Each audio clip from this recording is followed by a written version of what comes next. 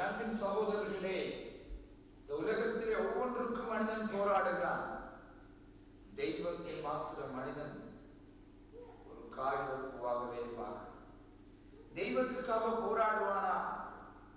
தெய்வத்தை காண இருதயத்திலே ஒரு போராட்டம் அருமையானால், கடவுளுடைய பக்தி மனுஷனுக்கு ஏதோ எங்களுடைய கொள்கையிலே நாங்கள் 465 இடத்திலே ஒரு ஆராதனை சனி ஞாயிற்றுக்கிழமையை நடத்தி கொண்டு இந்த இடத்தை வாங்குகிற பொழுது 84ஆம் ஆண்டு 11வது மாதம் என் கையில் 1400 ரூபாய் இருந்தது. கட்டணம் ஒன்று வேண்டும், நிறைய ஜனம் வருகிறார்கள். ஒரு இடம் கூட ஆலயங்களிலே தருகிறார்களே, எல்லா இடங்களும் மூடப்பட்டது. எல்லா திருச்சபைகளிலும் கேட்டுவிட்டேன், ஒருவர் கொடுக்க மாட்டேன் என்கிறார்கள். ஜனம் நிறைய வருகிறது. கடைசியாக ஆண்டவரே, இந்த கடந்த 8 வருஷமாக நீர் வலையை போட சொல்லி வலையை நான் கடலில் போட்டேன். நிறைய மீன் வருகிறது.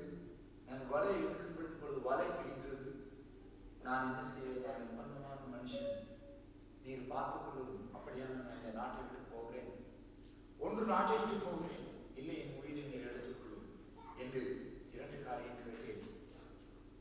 எத்தனையோ இடங்களிலே மண்டபங்களை மூடினார். போலீஸ் அதிரடிகள் நடந்தது. துப்பாக்கியிலே 2 தரம் சொல்லப்பட்டது. 2-3 பெண்கள் கற்பழிப்பதற்கு பக்கதாக அந்த கூட்டத்திலிருந்து இழுக்கப்பட்டார்.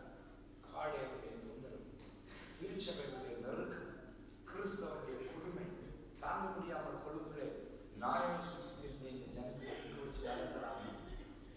அந்த நேரத்திலே இந்த 1400 ரூபாயை வைத்துக் கொண்டு ஒரு கட்டடத்தை வாங்க கேட்கிறதுக்காக போயிருக்கு. ஒரு நண்பர் சொன்னார், அங்கே ஒரு கட்டடம் இருக்கிறது என்றார். அந்த கட்டடத்தை வாங்க அங்கு போயிருந்த பொழுது இந்த கட்டடத்தின் முதலாளி சொன்னார், இது 23 லட்சம் ரூபாய். கொஞ்ச காலங்களாக எங்களுக்கு அவர்களிடம் பணம் கொடுத்து அவர் வாதிட்டு, அதனால் அவர்கள் கடைசி 3 லட்சத்துக்கு தருகிறோம் என்றார். கடைசி 8 லட்சத்துக்கு அறிவிக்கிறார் என்று கருவினர் கையில் இருக்கிறது 1400 ரூபாய். 1400 என்னோட வந்தவர்கள் சொன்னார்கள், என்ன பிரதர் ஒரு 2 லட்சமாக வச்சிருப்பீர்களா? என 1400 ரூபாய் இருக்கு. சீர்த்தார், பகடி பண்ணினார். அதே நேரத்தில் அதே வருஷத்தில் 2 மாசம் தவணையில வாங்குவேன் என்று நான் சொல்லிவிடுகிறேன். 2 திருச்சபைகள் 9.25 லட்சம் வைத்தறிப்பை கேட்டார். நான் எப்படியோ அந்த கட்டடத்தை வாங்க முயற்சி பண்ணி அதை வாங்கி கருத்தர் ஒரு நாள் குருநாகர் என்ற இடத்துல ஒரு வெள்ளக்காரரிடம் போய் 5 லட்சம் ரூபாய் கைமாற்றி கேட்டுவிட்டு நான் வரும்பொழுது அவர் கைவிட்டேன். அவையில நினைச்சேன். வேதனையோடு திரும்பி வந்தேன். என்னுடைய ஒரு சின்ன பிள்ளை சொன்னான், நிறைய பேர் காலையிலிருந்து வந்து ஏதோ வச்சுட்டு போயிருக்கிறாங்க, எல்லாம் வாங்கி மேசையை வச்சிருக்கோம். மேசைக்கிட்டே போய் மேசையை திறந்து பார்த்தேன். இவ்வளவு நகை, காலை நகை, இதெல்லாம் கொண்டு போய் ஒரு பணக்காரன் வைத்து 4 லட்சம் ரூபாய் வாங்கி கொடுத்து இந்த இடத்தை வாங்கி இந்த ஊழியம் செய்ய முதலாவது நாள் அந்த இடத்தை வாங்கினோமே, இந்த கட்டடத்திலே கள்ள சாவியை கொடுத்து கட்டடத்துக்குள்ளே நான் போகாதபடி சட்டம் மறைத்து இந்த கட்டடத்தை உடனே உடைத்து நடுவில் ஒரு ரோட் போடுவதற்காக சில முயற்சி பண்ணி கொண்டு வந்திருக்கிறார். அதனால் சூழ்ச்சி பண்ணி இந்த கட்டடம் எனக்கு விற்கப்பட்டிருக்கிறது. அந்த கட்டடத்துக்கு பணம் கொடுக்குற 6.25 லட்சம் ரூபாய் கொடுக்கறதுக்கு முதலாவதாகவே ஒரு 25 விசுவாசியை போய் அங்கே நிற்க சொல்லி திடீரென போகும் பொழுது சாவி தடுக்கிறது.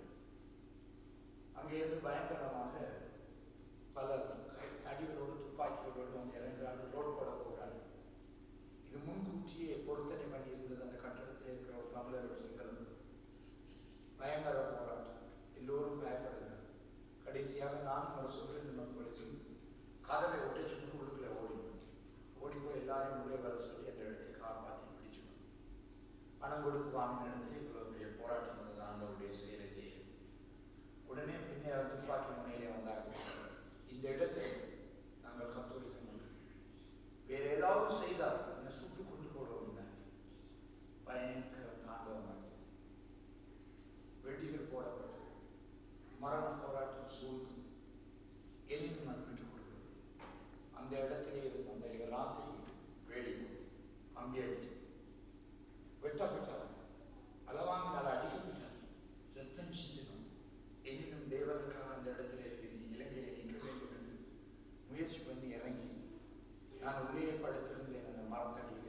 ஆரம்பம் வெளியே போவது. நான் போனால் 10 நிமிஷத்தில் எடுத்திருப்பார்கள் அந்த இடத்தில். அந்த பயங்கர போராட்டத்திலே இந்த ஆராதனையை ஆரம்பித்து என் அன்பு சகோதரர்களே, அன்று அவ்வளவாக தொடர்ந்து எதிர்த்து கொண்டே வந்தார். ஜனாதிபதியிடம் சொன்னார், பிரதமரிடம் போய் சொன்னார், இந்த இடம் எனக்கு கஷ்டமாயிருக்கிறது, இதை திறந்து தாருங்கள், இதை நீக்குங்கள், இதை வடிவம் போட்டு தாருங்கள். பிரதமர் பல விதமான கடிதங்கள் வந்தது. கொஞ்சம் விட்டுக் கொடுக்கிற பாதை ஒன்று பின்பற்றமாயிருக்கிறது எங்களுக்கு ஐயா, எங்களுக்கே கும்பிட இடம் இல்லை, இதற்குமே கொடுக்க முடியும். கடைசி அன்றைக்கும் இப்பொழுது அந்த ஆலயத்தை சில நாட்களுக்கு செப்டம்பர் மாதம் 22ஆம் தேதி 7 மாடிகளாக போட்டு 20,000 பேர் உட்கார்ந்து ஒரே இடத்துல கும்பிடுகளுக்குரிய வாசனைகளை செய்ய முதல் தட்டு மாத்திரம் முடித்து 22 லட்சம் செலவழித்து செய்யும். அதுல எனக்கு 16 லட்சம் கடன் வந்தது. மறியலுக்கு போகும் நிலைமை வந்தது. எளிய நான் விட்டுவிட முடியும். தேவன் என்னோடு கூட இருந்தார். நீ முடி என்று கடைசி வரை என்னோட போராடி கொண்டிருந்தார். ஒரு சாமான் இல்லை என்று அழுவேன், அது எங்கிருந்து வரும்? தேவனே இன்று கதறுவேன். ராத்திரி முழுவதும் நிச்சய கொள்ள மாட்டேன். பயமாயிருக்கும். கட்டடம் அதுக்குள்ளே தீர்க்குதல் 2 சபையிலே தீர்க்குதல் சொல்லிவிட்டார்கள். ராஜேந்திரன் தற்கொலை பண்ணிக்கொண்டு சாகிறதாக நாங்கள் கனவு கொண்டோம். இந்த கட்டடத்தோட ஒளிச்சாங்க. எனக்கு தெரியும், 1979ஆம் ஆண்டு யாங்கிச்சு இலங்கைக்கு வந்த பொழுது இலங்கை கம்யூனிஸ்ட் நாடாக மாறும் தீர்க்கதரிசனம் சொன்னார். அப்பொழுது தேவன் அந்த மண்டபத்திலே பண்டாரநாயக சர்வதேச மண்டபத்தில் என்னோடு பேசி அவர் இலங்கையை பற்றி சொன்னார். அதனால்தான் நான் இலங்கையில் ஊழிய ஆரம்பித்தேன். அவர் சொன்னது நிறைவேறிக் கொண்டே வருகிறது. அப்பொழுது அவர் சொன்னார், 20,000 ஜனங்களை சேர் எனக்காக துதியுங்கள், சமாதானத்துக்கு விரோதமான சத்துருவை பாதாளத்திலே தருவேன் அந்த ஜனங்களை எல்லாம். 78ஆம் ஆண்டு ஆரம்பிக்கப்பட்டு சரியா 85 ஆலயம் இருந்தார். 85 92 7 மாடியாக மாற்றினார். 14 வருஷம் அவருடைய பல பட்சிய ரத்த சிந்தங்களுக்குள்ளும் கண்ணீருக்குள்ளும் கடந்து சென்றோம். அவருடைய ராஜ்யத்தை நிலைநாட்டுகளுக்கும் அவருடைய சத்தியத்தை வெளிப்படுத்தி எப்படியாவது தரிசனத்தை நிலைநாட்டு. அப்படியாக கடைசி கணம் போடும் பொழுது 3 பேர் சாக பயங்கரமான பிரச்சனை, போராட்டம், அவமானம், வெட்கம் வந்தது. இப்பொழுது ஆலயத்துக்கு வாசலில் போகும் பொழுது பஸ்ஸில் உள்ளவர்கள் எழுந்து அந்த பக்கமாக கும்பிட்டு விட்டு போகிறார். எந்த ஆலயத்துக்கு நெருப்பு வைத்தார்கள், எந்த ஆலயத்துக்கு வெடி வைத்தார்கள். இன்னும் சிலர் தாங்கள் காரியாலயத்துக்கு போகும்போது தங்கள் பேக்களை வைத்து அந்த இடத்தை போய் குனிஞ்சு கும்பிட்டு விட்டு அநேக மத மக்கள் போகிறார்கள். நான் காண்கிறேன். ஏன் அவர்கள் கும்பிடுகிறார்கள்? உள்ளே ஒரு விக்கிரகம் வைத்திருக்கிறோமா? உள்ளே ஒரு மந்திரம் செய்கிறோமா? இல்லை, இந்த இடத்திலே ஒரு இறை சாயல் உண்டு, இறைவனுடைய அருள் உண்டு, தெய்வீக அனுகிரகம் உண்டு என்று காண்கிறார்கள். தடியோடு வருகிறான், தடியை வீசிவிட்டு போகிறான். கண் தெரியாத வருகிற நாளைக்கு கண் தெரிகிறது என்கிறான். ₹1 தன்னுடைய சரீரத்தை விற்கிற விபச்சாரி உள்ளே வருகிறார். மறுநாள் அவர்கள் உடுப்பை போட்டுக்கொண்டு கடவுளுக்காக பாடி வேதத்தை தூக்கிக் கொண்டு போகிறார். இது இலங்கையில் நடக்கிறது. அங்கே தெய்வம் இறங்கி நிற்கிறார். அந்த தேசத்தில் ஒரு பக்கம் அழிவு ரத்த கண்ணீர் இருந்தால் அதனால் இந்த இடத்துல ஒரு தெய்வம் உண்டு என்று இப்படி கும்பிடுகிறார். பஸ்கள் நிறுத்தி அங்கே இருக்கிறவர்கள் சீக்கிரத்தை எழுப்பி போகிறார்கள். ஒரு மனிதனுடைய செயல் அல்ல, ஒரு தெய்வத்தின் செயல். ஆனால் இந்த 17 வருஷம், முதலாவது 7 வருஷம் உபத்திரவத்தின் காலம், அக்னியின் காலம். 2வது 7 வருஷம் சத்தியத்தின் காலம். முதலாவது 7 வருஷத்துல கடினமான பணத்திலும் வேறே பிரச்சனைகளை நான் தடுமாறி திரும்பவும் வியாபாரியால் போவேன் என்று சோதித்திருப்பார். 2வது 7 வருஷம் 14 வருஷம் என்று வேதத்தில் அநேக சம்பவங்கள் எழுதியிருக்கிறது. யாக்கோபு தன்னுடைய மனைவியை, சரியான மனைவியைக்கான 17 வருஷம் வாழ்ந்திருக்கிறார். தாவீதுடைய வாழ்க்கையில் ஒரு 14 வருஷம் உண்டு. இப்படி பல இடங்களிலே 14 வருஷங்கள் எழுதப்பட்டிருக்கிறது. அந்த 14 வருஷத்தின் அக்கினியிலே சத்தியத்தில் இடருவமா இந்த 2வது 7 வருஷத்தை பார்த்து 92ஆம் ஆண்டு செப்டம்பர் மாதம் இந்த ஊழியம் ஆரம்பித்தது 1978ஆம் ஆண்டு செப்டம்பர் மாதம் 15ஆம் தேதி. 85ஆம் ஆண்டு செப்டம்பர் மாதம் 18ஆம் தேதி அந்த கட்டடத்தை தந்தார். 92ஆம் தேதி செப்டம்பர் மாதம் 18ஆம் தேதி அந்த கட்டடம் 20,000 ஜனங்களுக்கு அத்திவாரமாக மாறி இனி மற்றதை கட்டி முடிப்போம். கட்டடம் கட்டுகிறது முக்கியம் அல்ல, நமக்கு பேர் புகழை உண்டாக்குகிறது முக்கியம் அல்ல. அதிலே கடவுள் வர மாட்டார், மகிமை அடைய மாட்டார். கட்டடத்தை எல்லாரும் கட்டுவார்கள். ஹோட்டல் ₹1 கட்டப்பட்டிருக்கிறது 20-22 மாடியிலே. பேங்க் ஆஃப் சிலோன் 42 மாடியில கட்டப்பட்டிருக்கு. அதெல்லாம் கடவுளுடைய ஆலயங்கள் அல்ல, கடவுளுடைய அனுகிரகமும் அல்ல, கட்டடத்தில் அல்ல, தெய்வம். நான் சொல்லுகிறேன், ஒரு போராட்டத்தின் சித்தத்தில் எப்படி கடவுளை நிரூபிக்கிறார் என்று உங்களுக்கு சொல்லுகிறேன். அதனால் இலங்கை தீவிலே தெய்வத்தோடு போராடி கொண்டு நிற்கிறோம். ஆண்டவரே இந்த நாட்டை காப்பாற்றுகின்றேன். அதை நான் உங்களுக்கு மனப்பொருளாக சொல்கிறேன். ஆகவே அன்பு சகோதரர்களே, தெய்வத்தோடு இன்று கடைசியாக என்னை 6 தரம் முனிசுக்கு ஒரு என்ஜினியர் கொண்டு போனான். அந்த அடுத்த வீட்டுக்கார் தன்னுடைய மனைவி சென்று விட்டார். உடனே வளர்ந்து போயிட்டான். இந்த சேர்ச்சில் அடிக்கிற ட்ரம் சத்தத்தில் என்னுடைய மனைவியை இருதயம் விட்டு சேர்த்ததுக்கு வளர்ந்து போயிட்டார். கோர்ட்டிலே முகம் கொடுத்தோம். போலீசார் வருவார்கள் துப்பாக்கியோடு. முதலாவது கட்டணம் கட்டி முதலாவது அத்திவாரம் போடும் பொழுது 40 பேர் வேலை செய்தார்கள். T-50 கண்ணோடு வந்து போலீசார் அடித்து விரட்டி சேர்ச்சை மூடிவிட்டு போனார். 3 மணி நேரத்தில் ஐஜி இன்ஸ்பெக்டர் ஜெனரலோடு நான் பேசி திரும்ப போலீசுடைய வரவிடாதபடி திரும்ப காட்டினேன். பல மரண போராட்டம், ரத்தம் ஒவ்வொரு இடத்திலும் சிந்தப்பட்டிருக்கிறது. ஏன் தெய்வம் அங்கே பிசாசு ரத்தம் சிந்தி ஜனத்தை கொள்கிறான். தெய்வத்துக்கு ரத்தம் சிந்த சிலர் வேண்டும். இல்லையானால் கடவுளுடைய பக்தி காகிதம் போக மாறிவிடும் சகோதரனே. சாதாரண ஆராதனையில் மணி அடிக்கும் ஆண்டவரை காணவே முடியாத நிலையில் இருக்கிறீர்கள் என்கிறதை புரிந்து கொள்ளும். ஆகவே அந்த என்னை 5 தரம் கொண்டு போனவன் கடைசியாக செப்டம்பர் மாதம் 16ஆம் தேதி ஒரு பெரிய சுவர் கட்டினேன். ஒரு 115 அடி 3 அடி 70 அடி உயரமான ஒரு சுவர். இந்த சேர்ச்சை சுற்றி வெளியிலே கல்லர்கள் உள்ளே வராதபடி 6 களவெடுத்திருக்கிறார்கள் ஆலயத்தை உடைத்து. அப்பொழுது அந்த சுவரை கட்டுகிறார்கள். அந்த என்னை போலீஸுக்கு கொண்டு போன நண்பர் வந்து என்ஜினியர் சொன்னார், என்னுடைய மாமரம் உங்களுக்கு கிடைத்ததா இருந்தால் வெட்டியிருக்கு. அவருக்கு தெரியும் மாடியில் ஏற போகிறது, மேலே போக போகுது. இனி அந்த இடம் முழுவதும் எங்களுக்கு கட்ட தருவாரம் நான் எதிர்பார்த்து கொண்டிருக்கிறேன். இந்த இடம் முழுவதும் இந்த ரோட்ல இருந்து அந்த ரோடு எல்லாம் கேட்டுக்கொண்டே இருக்கு. தருவா கட்டத்தான் போகிறோம், சுவிசேஷம் நடக்கத்தான் போகிறோம். அது தேவனுடைய சித்த நிறைவேறும். ஆகவே சகோதரனே, ஒரு எதிர்நீச்சல் இல்லையானால் ஒரு போராட்டத்தின் மத்தியிலே நான் தேவனை நிரூபிக்க முடியும். சாதாரணமாக பாடி நாம் மகிழ்ந்து ஒரு ஞாயிற்றுக்கிழமை ஆராதனை கைவிட்டு போகிற சந்தோஷம் தான், மகிழ்ச்சி தான், ஒரு திருப்தி தான்.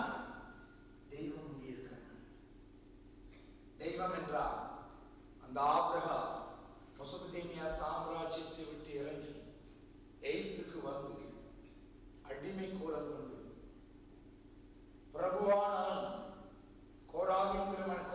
பேராகிய மனிதனுடைய மகனாகிய அந்த பிரபு பரதேசியாய் மாறின பொழுது தேவன் மேலே வந்தார். ராஜ சமூகத்திலே பார்வோனுடைய ஆசனத்தின் பக்கத்திலே அமர்ந்திருந்த மோசே பரதேசியாய் வனாந்திரத்துக்கு வந்த பொழுது தேவன் மேலே ஏறினார். ராஜ பிரபுக்கள் தாவீது சிங்காசனத்திலே இறங்கி கீழே வந்திருந்த சணல் கழித்து ஆழ்ந்த பொழுது தேவன் மேலே ஏறினார். என் அன்பு சகோதரிகளே, பக்தி பரவசத்தை உருவாக்கும், ஆனால் கடவுள் காணப்பட மாட்டார். It's self satisfaction for a short while. ஒரு சினிமா படம் பார்க்கிறது போல் ஒரு சாதாரண பக்தியிலே இருக்கு. கடவுளை காட்ட வேண்டுமா? தெய்வம் உண்டு என்று சொல்ல வேண்டுமா? தெய்வத்தை காண வேண்டுமா? ஆபிரகாம் இறங்கி போனான். தன் மனைவியை கற்பழிக்க விட்டுக் கொடுக்கும் நிலைமை அவனுக்கு உண்டாயிற்று. அப்பொழுது பொய் சொல்லி அவருடைய சகோதரி என்றான். ஒரு நாடகம் ஆகினான். ரத்தம் சிந்தினான். தன் மனைவியை பிரிந்த அந்த ராத்திரியில் தேவன் அவனோடு தான். கடைசி சாப்பிட வழியில்லாத ஒரு எகிப்தின் ஏழையாக மாறினான். அப்பொழுது தெய்வம் ஆபிரகாமின் தெய்வமாகினார். ஆகவே நன்றி சகோதரர்களே, அந்த பல வருஷத்துக்கு முன்னதாக தூப கலசத்திலே சாம்பிராணி போட்டு கடவுளுக்கு பரிசுத்து தூபம் காட்டப்பட்டதல்லவா? அப்படியே உங்களுடைய பக்தி கடவுளுக்கு தூபமாய் மேலே போகவில்லையானால் மேலே இருக்கிற தெய்வம் கீழே இருந்து வருகிற இடத்தை பார்க்கணும்.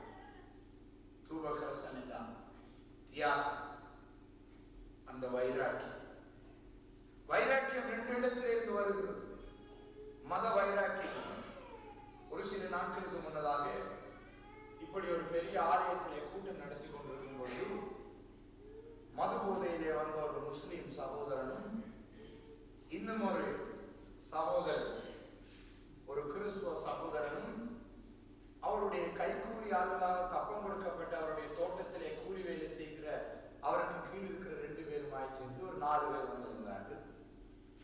வந்திருந்து திடீரென பிரசங்கம் ஆரம்பிக்கும் பொழுது எழுதி கேள்வி கேட்க வேண்டும் என்று எழுதினார்கள். குடித்திருந்தார்கள், தங்க சங்கிலி போட்டிருந்தார்கள், முல்லைத்தீவில் இருக்கிற நாட்டாமத்தனத்தை அவன் ஜெர்மனிலே காட்ட வேண்டும் என்று அவர்களுக்கு ஒரு ஆசை. இதன் மூலமாக அங்கிருந்து என்னத்துக்கு இங்கே வந்திருக்கிறோம் என்கிறதை புரிந்து கொள்ள அவர் தவறினார்கள். ஒன்று, தேவனுடைய ஆலயத்திலே மது போதையாய் வந்தால் அவருடைய மதிக்கக்கூடிய நிலைமையில இல்லை. மனிதன் கேள்வி கேட்கலாம், எனக்கு பதில் சொல்ல வேண்டியது அவசியம்தான். ஆனால் அதை காட்டுமிராண்டித்தனமாக மாற்றினால் கர்த்தருடைய நாமத்தினாலே நிற்க வேண்டியது கடமை என்கிறதை நான் அறிந்திருக்கிறேன். பல சந்தர்ப்பத்தில் எதற்கு விட்டுக் கொடுக்க வேண்டும்? இயேசு கிறிஸ்துவாகிய அந்த தெய்வம் இந்த கன்னத்தை அடித்தால் இந்த கன்னத்தை கொடு என்று சொன்னது 6:38 மத்தேயு. 18:23 யோவானிலே தன் கன்னத்தில் அடித்தவனை பார்த்து, ஏன் என்னை கன்னத்தில் அடித்தால் சரியை செய்தால் சரியை ஒப்புவி என்று கேட்டார். அவர் இதை சொல்லியிருந்தால் அதை கேட்டிருக்க கூடாது. ஏன் கேட்டார்? நீதி இல்லாத நேரத்தில் எதிர்த்து நின்றார் தேவன். அதனால் தான் அவருக்கு சீக்கிர கொலைக்களம் வந்தது. ஆகவே அது ஒரு போராட்டம். ஆகவே சகோதரனே, சகோதரியே, அதே தெய்வம் தன்னுடைய ஆலயத்திற்குள்ளே போகும் பொழுது அது காசு கடைக்காரர்களாக இருக்கும் பொழுது அதை கொட்டினார், காலால இடித்தார், சாட்டையை செய்து அடித்து வாசல் வரைக்கும் விரட்டி கொண்டு ஓடினார் என்று ஏன் வேதத்தில் எழுதியிருக்கிறோம்? கதைகளை பேசவா? இவை தெய்வத்தின் வைராக்கியம். The zealous of God. வைராக்கியத்தின் தட்டிலே விசுவாசம் பக்தி என்கிற அணையிலே உங்களுடைய தூப வர்க்கமாகி ஆத்மாவை போடவில்லையானால் தேவனுடைய சன்னிதானத்திலே மணக்காது சார்ந்தனர். மணக்காது ஒரு நாளும் கட்டுக்கதையாய் போகும் மதம், மறைந்தே போகும் சத்தியம். தெய்வம் இரத்த துளிகளுக்கு மத்தியிலே தான் வெளிப்படுகிறார். ஆகவே ஒரு போராட்டம் நமக்கு உண்டு. அது மாமிசத்தோடு எதிர்க்கிற போராட்டம் அல்ல, ஆத்மீக போராட்டம். ஆகவே அந்த வாலிபர்கள் எடுத்த உடனே தூஷணத்திலே பேசினார்கள். அவருடைய பரம்பரை புத்தியை காட்டினார்கள் அந்த ஆலயத்தில். அவருக்கு இன்னும் விட்டிருந்தால் நான் பேசுகிற எல்லா பிரசங்கத்தையும் அவர் தூஷணத்திலே பேசுவார்கள். அப்பொழுது மற்றவர்கள் சிரித்துக் கொண்டு போவார்கள். அதை தடுக்க வேண்டுமானால் ஒரு பிணைக்காஸ் அந்த யூதனையும் மிதேனியாய் சிறியை தூக்கி கொண்டு போனது போல கர்த்தருடைய கோபம் நீக்க எதிர்த்து கேட்க வேண்டியதாக. இப்படிப்பட்ட கயவர்களும் இன்று உண்டு தேவனுடைய சன்னிதானத்துக்கு. எதை கேட்டார்கள்? என்ன கேட்கிறார்கள்? பட்ட தூஷணத்திலே வேதத்திலே இயேசுவின் நாமத்தை சொல்லுகிறார்கள். அவர்களே கிறிஸ்தவம். ஆகவே சகோதர சகோதரிகளே, இப்படிப்பட்ட எதிர்ப்புகள், இப்படிப்பட்ட சாதாரண ஒரு கேள்வி கேட்டு அதனால் ஒன்று நடக்க போவது ஒன்றும் இல்லை. இப்படி பல இடங்களிலே பல சந்தர்ப்பத்தை நான் சந்தித்திருக்கிறேன், கண்டிருக்கிறேன். இந்த சூழ்நிலையை அதற்கு பின் நாங்கள் செபிக்க விரும்பவில்லை. ஏனென்றால் எந்த இடத்திலே மனுஷன் கர்த்தரை தூசிக்கிறான், கால் தூசியை கட்ட வேண்டியது அவசியம் என்று வேதத்தில் எழுதியிருக்கு. அது அந்த இடத்திலே ஏன் எழுதப்பட்டது என்றால், அதுக்கு மேல் இந்த முத்தை கொண்டு போய் பண்டிக்கு முன் போட்டால் அது பீரிடும், அந்த முத்து காயமடையும், அதற்கு பின் முத்து விளங்காது. இதே நாட்டுக்குள்ளே அந்த நாட்டிலே இருந்து வந்து அவரே ஒரு சாதாரண ரிஃப்யூஜ், அதாவது ஒரு அகதி நிலைமையிலே கேட்டுவிட்டு கேட்கிறார். அங்கே இருந்து, அடே நீனும் ஒரு அகதிதானேடா. பாருங்கள் மனுஷனுடைய நிலைமை எவ்வளவு பயங்கரம். தான் இவ்வளவு பாடுபட்டு இந்த கடவுளை தேட இந்த உள்ளங்கள் எவ்வளவு கடினமாக இருக்கிறது. ஒரு கிறிஸ்தவம் அப்படி கேட்கலாம். ஆகவே சகோதரனே, சகோதரியே, எல்லாவற்றுக்கும் ஒரு எதிர்ப்பும் ஒரு சோதனையும் உண்டு, ஒரு வேதனையும் உண்டு. ஆகவே இந்த உலகத்தை யாருவிதான பொல்லாத பிசாசு நீங்கள் கடவுளை காண முடியாதபடி எந்த அளவுக்கு உங்களை தடுக்கலாமோ தடுக்கலாம். யுத்தத்திலோ அரசியலிலோ மதத்திலோ எந்த வழியிலும் வரும். ஆகவே நமக்கு ஒரு போராட்டம். அந்த போராட்டத்தை விளக்கும் பொழுது மாத்திரமே தெய்வத்தை காண முடியும். போராட்டத்தை எப்படி விளக்கலாம்? துப்பாக்கி, கத்தியில, சண்டையில இல்லை, நம்முடைய இருதயத்திலே இருந்து போடப்படுகிற தூப வர்க்கம், வைராக்கியம், பக்தி.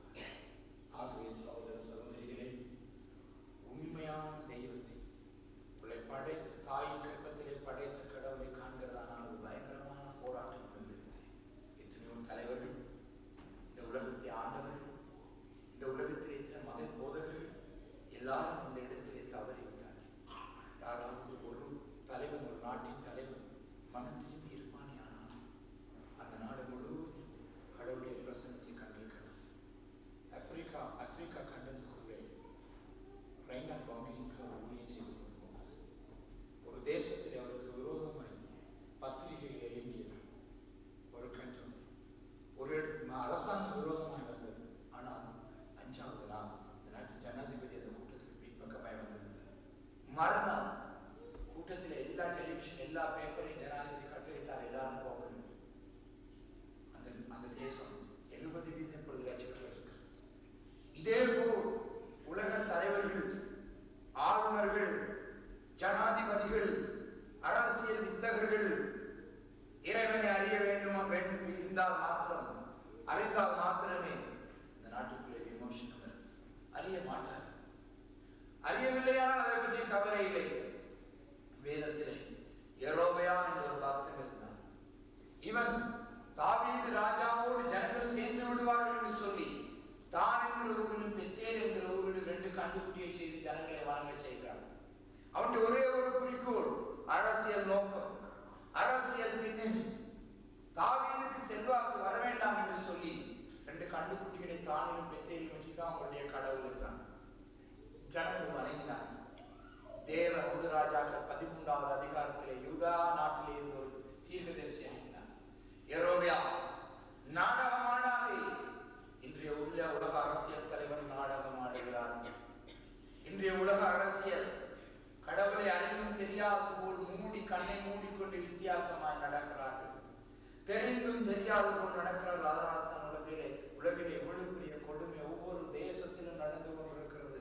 பிரச்சனைகள் ரூபம் எடுத்துக் கொண்டு வருகிறது. கடவுளை நேசிக்க அல்லது கடவுள் என்று ஒரு மெய்ப்பொருள் இருக்கு என்று சொல்ல யாரும் விரும்பவில்லை உலக அரசியல் தலைவர்கள் அந்த நாடகத்தில். ஆனால் அந்த தீர்க்கதரிசி அந்த மண்டபத்திலே என்று சொன்னான், யெரொபெயாமே, இப்பொழுது கடவுளை காண்பாய். அதோ பார், நீ பலியிடுகிற அந்த பலிபீடம் இடிஞ்சு விழுந்து சாம்பல் கொட்டும் என்றான். கொஞ்ச நேரத்தில் அந்த ராஜா தன் கையை நீட்டி அவனை பிடி என்றான். அந்த தீர்க்கதரிசிக்கு ஒரு எதிர்ப்பு வந்தது. அந்த தீர்க்கதரிசிக்கு ஒரு போராட்டம் வந்தது. அந்த ராஜா கட்டளையிடான், அவனை பிடி அந்த தீர்க்கதரிசியை. ராஜா மேடையிலே நிற்கிறான், தீர்க்கதரிசி வாசலே நிற்கிறான். எவ்வளவு பயங்கரமான ஒரு சூழல். இஸ்ரேலுடைய ராஜா சொல்லுகிறான், பிடியா. எப்படி பிடிச்சிருப்பார்? மடங்கி பிடிச்சு கீழே தூக்கி வீசியிருப்பார். உடனே அவன் சொன்னான், உன் கை மடங்காது இருப்பதாக. அப்படியே ராஜாவுடைய கை மடங்கு. இதான் கடவுளுடைய சக்தி. போராட்டம் உண்டு. போராட்டத்துக்கு மத்தியிலே தான் தெய்வத்தை காண முடியும். வேதனை, ரத்தம் சிந்தத்துக்கு மத்தியிலே தான் கடவுளை காண முடியும் நண்பர்களே. ஒரு ரத்தம் சிந்தத்திலே ஒரு மொழியை காப்பாற்ற நினைத்தால், ஒரு பாசையை காப்பாற்ற, ஒரு ஜனத்தை காப்பாற்ற நினைத்தால், மெய்ப்பொருளுக்கு எவ்வளவு மனிதன் போராட வேண்டும் என்று சிந்திப்பார். பலிபீடம் இடித்து விழுந்தது. ராஜா பயந்தார். ஆகாப் ராஜாவோடு ஒரு எலியா பேசினார். எலியாவை பார்த்து நாட்டை கலக்கி கலகம் காரணே என்றுதான் பேசினார். எலியாவுக்கு நல்ல பேர் வரவில்லை. எலியாவுக்கு புகலிடம் வரவில்லை. எலியாவுக்கு பெருமை வரவில்லை. சோதனை வந்தது, பாடுகள் வந்தது, அவமானம் வந்தது. அப்பொழுது எலியா சொன்னான், கலகக்காரன் நான் அல்ல, நீ உன் தாக்குடைய ஜனத்தை அழிக்கிறீர்கள். அப்படி ஒரு எலியா இங்கே உலகத்தில் அரசியலுக்கு பயந்து, வருகிற காரியங்களுக்கு பயந்து, பின்னதாக வாழ்வை மடக்கி வைத்துக் கொண்டு பாடல் பாடிக்கொண்டு பரவசப்படுகிறது அந்த கிறிஸ்துவின் அன்பு சகோதரர்கள். ராஜாக்களோடும் தேசாதிபதிகளோடும் ஆளுநரோடும் ஆண்டவன் இருக்கிறான் என்று பேசுகிறது இந்த வேதத்தை தூக்கினோடைய கடமை. வேதத்தை இப்படி வைத்திருந்தா போதாது, குளிர்கிறார். சொல்ல வேண்டியதை சொல்லவில்லையானால் கடவுளை காட்ட முடியாது நண்பர்களே. ஆகவே ஒரு போராட்டம், அதை விளக்கினால் மாத்திரம்தான் நீங்கள் தெய்வத்தை காண்பீர்கள். ஏதோ லேசாக ஒரு மனுஷன் ஜெபிச்ச உடனே கடவுளை வைக்கணும், லேசாக உடனே பார்த்த உடனே கடவுள் வந்துட மாட்டேன். ஒரு வித்தை காட்டுகிறது போல் நான் உங்களுக்கு ஏதாவது செய்துவிட்டு போனால் தெய்வம் அவ்வளவு சீக்கிரமா இறங்கி விட மாட்டேன். என் அன்பு நண்பர்களே, கடைசி ஒரு சம்பவத்தை சொல்லி முடிகிறேன். நெகோமியா என்ற ஒரு வார்த்தை இருந்தான். இவன் தேவனுடைய ராஜா பாக்கிய அர்த்தசஸ்தாவும் இந்து தேசம் என்கிற 127 தேசம் அந்த காலத்தில், துருக்கிக்கு பக்கத்தில், ஐரோப்பிய கண்டத்தில் இருந்து டோக்கியோ வரைக்கும், ஜப்பான் வரைக்கும், ஆசியா 127 நாடு. டெமோரியா கண்டம் என்று ஒன்று இருந்திருக்கிறது, போர்னியோவுக்கு இந்தியாவுக்கு மத்தியில். இதெல்லாம் சேர்த்து 127 நாடு. பல தீவுகள் அழிந்து விடுகிறது. இந்த 127 நாடையும் ஆண்டிருக்கிறான் அர்த்தசஸ்தா. இவனுக்கு எத்தனையோ சிற்றரசர்கள், பேரரசர்கள், சகோதரர்களே, கொஞ்ச நேரத்துக்கு முன் இந்த சகோதரன் அழகேந்திரன் சொன்னார், ஒரு 21 வயசு வாலிபனுக்கு கடவுளை பற்றி சொல்ல போனாராம். அந்த வாலிபன் சொன்னாராம், பாஸ்டர், இந்த ஊர்ல யாருமே இல்லாத ஒரு கார் வாங்கணும்னு நான் நினைச்சேன், வாங்கிட்டே காரிக்கிறேன். அதுக்கு கருத்து என்ன? நீங்க மெதுவா போயிருங்க, இந்த கடவுளை சொல்லுங்க, இந்த பணம் இருக்கு. என் அன்பு நண்பர்களே, அனைவரும் அதைத்தான் சொல்லுகிறார். எனக்கு எல்லாம் இப்போ இலங்கையில சுண்ணாகத்தில் சொல்லுங்க, இங்க சொல்ல போக முடியாத அவனியாக பிறக்கும் பொழுது கட்டாயம் போய் சொல்லு. நிச்சயம் இந்த யுத்தம் ஆரம்பிச்சது 1990ஆம் ஆண்டு ஜூலை மாதம் 13ஆம் தேதி. அன்றைக்கு நான் இருந்ததே துணுக்காய். தெளிவாக மானிப்பாயை சொன்னேன். மே மாசம் கிட்டத்தட்ட 20,000 ஜனங்களுக்கு சொன்னேன், ஒரு யுத்தம் வரப்போம், ஒரு அழிவு வரப்போம். எல்லா அரசியல் தலைவர்களும் பின்னதாக இருந்தார்கள். துப்பாக்கி கடைசி அந்த கூட்டத்தை ஒழுங்குபடுத்த முடியாதபடி எல்ஜிடி இயக்கத்தில் இருந்து 22 வாலிபர்கள் வந்துதான் அதை நேராக்கி கொடுத்தாங்க. அந்த வரிசையை நேராக்குறது அவ்வளவு கஷ்டமாக. எல்லாரும் அங்கே இருந்தார்கள். அங்கு சொன்னேன், ஒருவர் எனக்கு வந்து சொன்னார், நீ சொன்னது 16ஆம் தேதி நடக்கிறான், இந்த பணமரத்தில் தொங்க வேண்டாம். நடந்தது 13ஆம் தேதியே நான் இங்கு இருக்கும் பொழுதே நடந்தது. மே மாசம் மானிப்பாயில சொன்னேன், ஜூன் மாசம் உள்ளத்தில், ஜூலை மாசம் துணுக்காய். இப்படியாக சொல்லி கடைசி மாலாவி என்ற இடத்திலே கூட்டம் நடத்தி சொல்லிக் கொண்டிருக்கிற பொழுது அன்றைக்கு ராத்திரி கிளிநொச்சி போலீஸ் அளிக்கப்பட்டது. அன்றைக்கு ஆரம்பித்து இன்றைக்கு வரைக்கும் முடியவில்லை. 40 நாள் அதே காட்டுக்குள்ளே சுற்றி திரிஞ்சோம். நாங்கள் 35 பேர். முதல் முறையாக இந்த யுத்தத்தின் பின் கொழும்புக்கு வந்த முதலாக நாங்கள். ஏன் அதை சொல்லுகிறேன்? ஏதோ ஒரு கோவிலுக்குள்ளே இருந்து கடவுளை சொல்லவில்லை. அந்த யுத்தம் ஆரம்பிக்கிற அந்த நாளில் அங்கே மக்களோடு எச்சரித்து மக்களுக்கு அதை சொல்லியிருக்கு. அநேக தலைவருக்கு அது தெரியும். அவருடைய டைரியில் எழுதப்பட்டிருக்கிறது.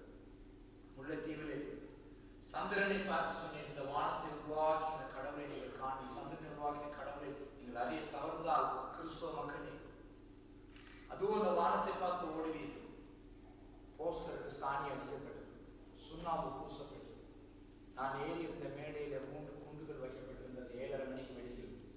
நான் ஏறினது 7 மணிக்கு, 7:45 வெடிச்சிருக்கு. செய்தது ஒரு கிறிஸ்துவ குருவானது. ஆனால் அதே போல் 18ஆம் தேதி குண்டு போட்டார். வானத்தை பார்த்து ஜனங்கள் ஹெலிகாப்டருக்கு பயந்து ஓடினார். திரும்ப போய் அந்த சாணிகளை கலக்கி அந்த பெயிண்டுகளை பூசி கடவுளுக்கு விரோதம் செய்வோம் என்று அனைவரும் பேசினார்கள். முல்லைத்தீவில் இருக்கிறவர்களுக்கு அனைவரும் நன்கு தெரியும். உங்களுக்கு வேணுமானால் நிரூபிச்சு காட்ட முடியும். இங்கே எத்தனை பேர் இருக்கிறவர்களுக்கு வந்திருக்கிறார்கள் நான் அறியேன். நான் அதை செய்ததும். ஆகவே சகோதர சகோதரிகளே, தெய்வம் ஒவ்வொரு சந்தர்ப்பத்திலும் ஒவ்வொரு சூழ்நிலையிலும் மனிதனை காப்பாற்ற செய்கிறார். சொல்லுகிறார், இலங்கையிலே 16 வயசு கன்னி பெண்களை வெட்டி பூஜை நடக்கும். ஒரு தடவை நடந்துச்சு. 2 பெண்கள் கன்னித்தன்மை இல்லைன்னு சாஸ்திரக்காரன் சொல்லிட்டான். இன்னுமே இன்னொரு தடவை பூஜை 8 பெண்கள் தேடிக்கிறாங்க. நடக்கிறது.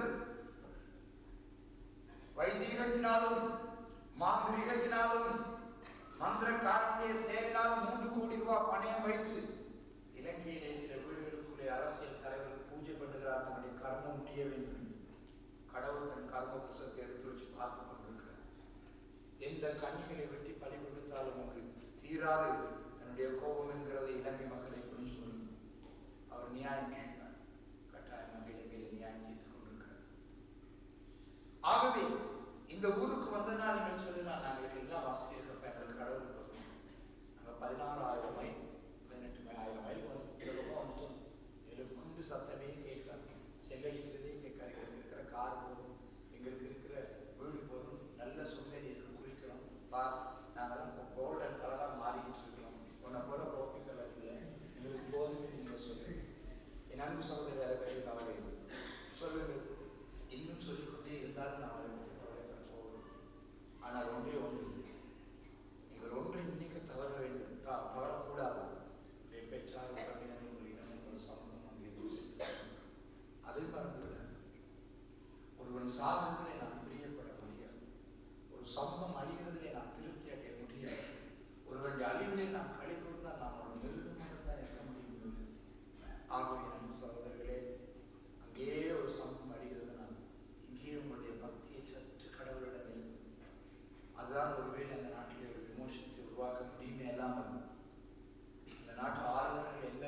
அரசியல் பிரச்சனை முடிப்பார்கள் தெரியாது.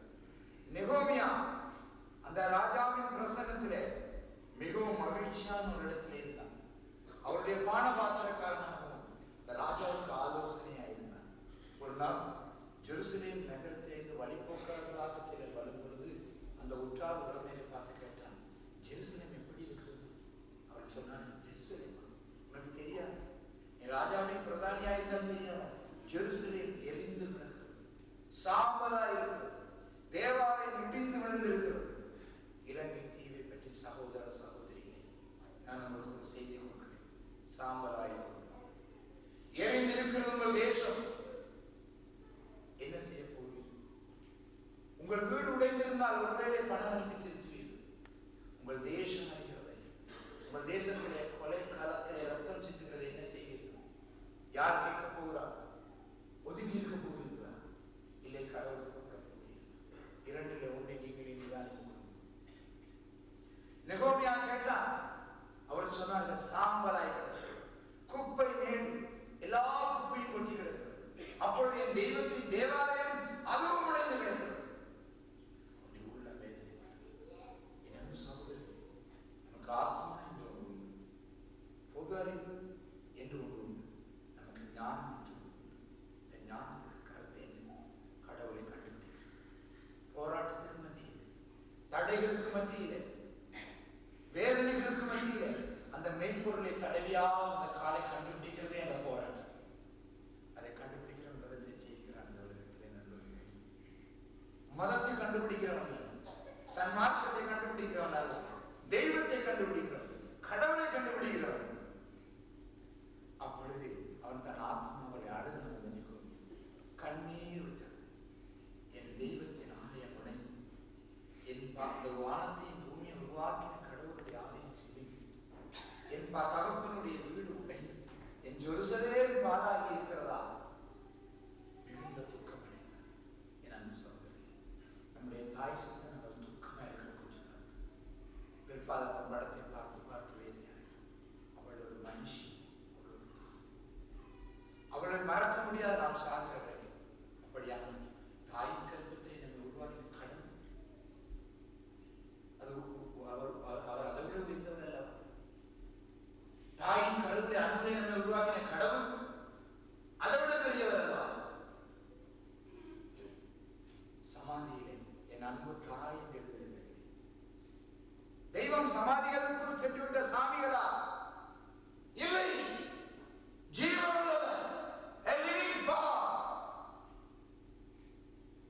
அவனை தேடுகிறவர். கடவுளை தேட மனுஷனுக்கு இருக்கும். சமாதிகளுக்குள் சென்று விட்ட சாமியார்களை வணங்காதையே புனிதர்கள், கடவுளுடைய பணியை செய்து போன புனிதர்களை வந்து ஆயிரக்கணக்கான மகிழ்ச்சி அடைகிறார். சமாதிகளுக்குள் போகாமல் உயிரோடு இருக்கிற தெய்வமோ சீரழிந்து சின்னாபின்னத்துக் கொண்டவர்களிடத்திலே குப்பை பொருளாக இருக்கிறது. நன்பின் சகோதரர்களே, நெகோமி அதைத்தான் கேட்டு தன் உள்ளத்திலே சொல்ல ஆரம்பித்தார். அடிமை நான் ஆண்டவரே, என்னை ஆட்கொள்ளும் என் தெய்வமே, தெய்வமே, தெய்வமே, என்னை ஆட்கொள்ளும் என் தெய்வமே, என்னுடல் உமக்கு சொந்தம், அதில் என்னாலும் வாசம் செய்யும், என்னுடல் உமக்கு சொந்தம், அதில் என்னாலும் வாசம் செய்யும். அடிமை நான் ஆண்டவரே, என்னை ஆட்கொள்ளும் என் தெய்வமே, தெய்வமே, தெய்வமே, என்னை ஆட்கொள்ளும் என் தெய்வமே. உலக பெருமையெல்லாம், உலக பெருமையெல்லாம் அது ஊதிர்ந்தே போகும் அன்றோ. அடிமை ஆண்டவரே, என்னை ஆட்கொள்ளும் என் தெய்வமே, தெய்வமே, தெய்வமே, ஆட்கொள்ளும் என் தெய்வமே. இப்படி எத்தனை உள்ளங்கள் சொல்லும். அந்த உள்ளங்களுடைய கண்கள் கடவுளை காண்பார். அடிமை ஆண்டவரே, உன்னுடைய ஆலயம் அழிந்து, ஜெருசலேம் அழிந்து, நான் இந்த சீரம் சிறப்பில் என்ன பிரயோஜனம் என்று எண்ணினான். ராஜா விருந்து கழித்தார். அப்பொழுது துக்கமாக பக்கத்தில் இருக்கும். ராஜா கேட்டார், நெகேமியா, என்னுடைய சாம்ராஜ்யத்திலே ஒரு குறையும் இல்லை. உனக்கு ஒரு தீங்கு நான் செய்யவில்லை. என் துக்கமாக இருக்க என் ஆண்டவரே, என் மகாராஜாவே, என்னை உண்டாக்கி என் கடவுளுடைய ஆலயம் ஜெருசலேம் நகரம் இடிந்து பாழடைந்து என் தெய்வத்தின் ஆலயம் சிதைந்து குப்பைகளாக எனக்கு என் தெய்வத்தை மறக்க முடியவில்லை என்று எண்ணினார். ராஜா கேட்டவன், நான் என்ன செய்ய வேண்டும்? ராஜா கொஞ்சம் கருணை காட்டினான். என் கடவுளுக்கு நான் போய் என் பூஜை என் தெய்வத்தை நான் துதித்து ஆலயத்தை கட்ட வேண்டும். அந்த மதிலை கட்ட வேண்டும். ஜெருசலேம் நகரத்தை கட்ட வேண்டும் என்றார். தெய்வத்தின் நன்றி மனுஷனுடைய உள்ளத்திலே எங்கே இருந்து புறப்பட வேண்டும்? சகோதரா, ஏன் பிரச்சனை? ஏன் அடிமைகளாக இந்த நாட்டுக்கு வேண்டும்? ஏன் ஒரு கொடிய யுத்தம்? ஏன் ஆயிரக்கணக்கான படித்த வாலிகள் செத்து மடிந்து இன்னும் இன்னும் கொடுமைக்கு மேல் கொடுமை, ரத்தத்துக்கு மேல் ரத்தம், வானத்திலிருந்து குண்டு? ஏன்? கடவுளே, தெய்வத்தின் ஆளுமை, தெய்வத்தின் அருளில்லை, தெய்வத்தின் அன்பில்லை, தெய்வத்தின் அரவணைப்பு தேசம் பாலடைந்து குப்பம் மேலாக மாறிக்கொண்டு என்ன செய்ய? என்ன வேண்டும்? என்ன வேண்டும்? அவுடி கார் வேண்டுமா? இல்லை சுவிசுக்கு போக வேண்டும்? என்ன வேண்டும்? நண்பர்களே, கழுதையிலே புறப்பட்டான் ராஜாவுடைய அதிகாரத்தோடு நெகேமியா. ராத்திரி முழுவதும் தன்னந்தனியாக இந்த குப்பம் வீட்டிலே ஏறி என்று பார்த்தான். கடவுளுடைய இடம் அழிந்து விட்டது. கடவுளுடைய சிருஷ்டிப்பு மகிமை அழிந்து விட்டது. எத்தனையோ செத்து மடியும் பொழுது இலங்கையிலே அங்கே செத்து உடம்பு கிடக்கும் பொழுது நாம் சந்தோஷமாக இருக்க முடியுமா? கடவுளை கேட்க வேண்டாமா? கடவுளோடு பேச வேண்டாமா? சிந்தியுங்கள். என்ன நீங்கள் செய்ய வேண்டும் என்று ஒரு தடவை சிந்தியுங்கள். குப்பை மேடாக மாறிக்கொண்டிருக்கிற இலங்கைக்கு என்ன செய்ய போகிறீர்கள்? கொழும்பிலே ஒரு பெரிய வீடு வாங்கிவிடப் போகிறீர்கள். வந்தா சொன்னா இருக்க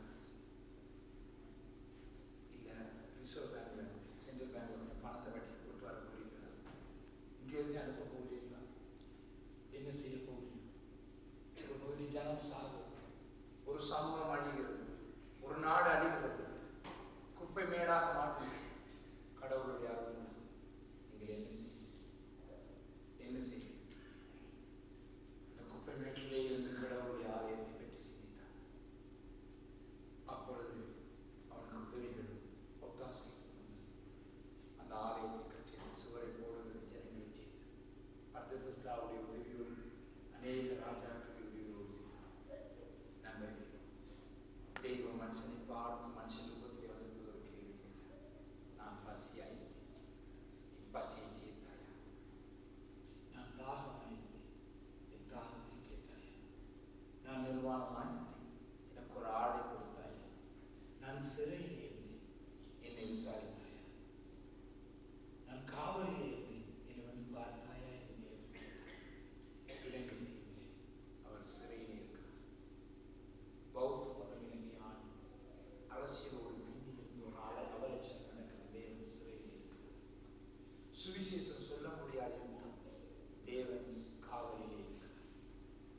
சுவிசேஷத்தில் அநேக ரசிக்க முடியாத நிலைமையிலே தேவன் தாகமாக இருக்கிறார். என்ன செய்கிறது? என்ன செய்யலாம்? தேவன் கேட்ட ஒரு கேள்வி. கடைசி ஒரு நாள் மனுஷனே உன்னை பார்த்து நான் கேட்பேன், நான் பசியாயிருந்தேன், என் பசியை தீர்த்தாயா? நான் நிர்வாணமாயிருந்தேன், எனக்கு மூட ஒரு வசனம் கொடுத்தாயா? இந்த உலகத்திலே எத்தனையோ நாட்டிலே கம்யூனிஸ்ட் கடவுள் இல்லை, தேவன் நிர்வாணமாயிருக்கிறார். தேவன் நிர்வாணமாயிருக்கிறார். எத்தனையோ கிறிஸ்துவ ஆலயங்களிலே கடவுள் இல்லை, தேவன் காவலிலே இருக்கிறார். பசியா இருக்கிறார் ஆத்மாக்கள். ஆத்மாவே, நீ என்ன சொல்லுவார்? நெஞ்சமே, நீ உன் தெய்வத்துக்கு என்ன கணக்கு கொடுக்க போகிறாய்? சகோதரர்களே, நெகோமி அந்த கணக்கை தான் கொடுத்தார். ஜெருசலேமிலே காவலில் சிறைப்பட்டு போன தெய்வத்துக்கு ஆலயத்தை கட்டினார். அப்பொழுது சன்பல்லாத் என்கிற மனுஷன், தொபியா என்கிற ஒரு பிரதானி அவனை எதிர்த்தார். எதிர்க்கும் பொழுது ஒரு வசனம் சொல்லி அனுப்பினார். அவன் என்ன நிலையிலே இருந்தான் என்பதை வாசித்து நான் உங்களுக்கு முடிகிறேன். யாராவது வேதம் கையிலே இருந்தால் 4வது அதிகாரம் 17வது வசனம் நெகோமியாவை வாசித்து இந்த வசனத்தோடு முடியும். 4:17.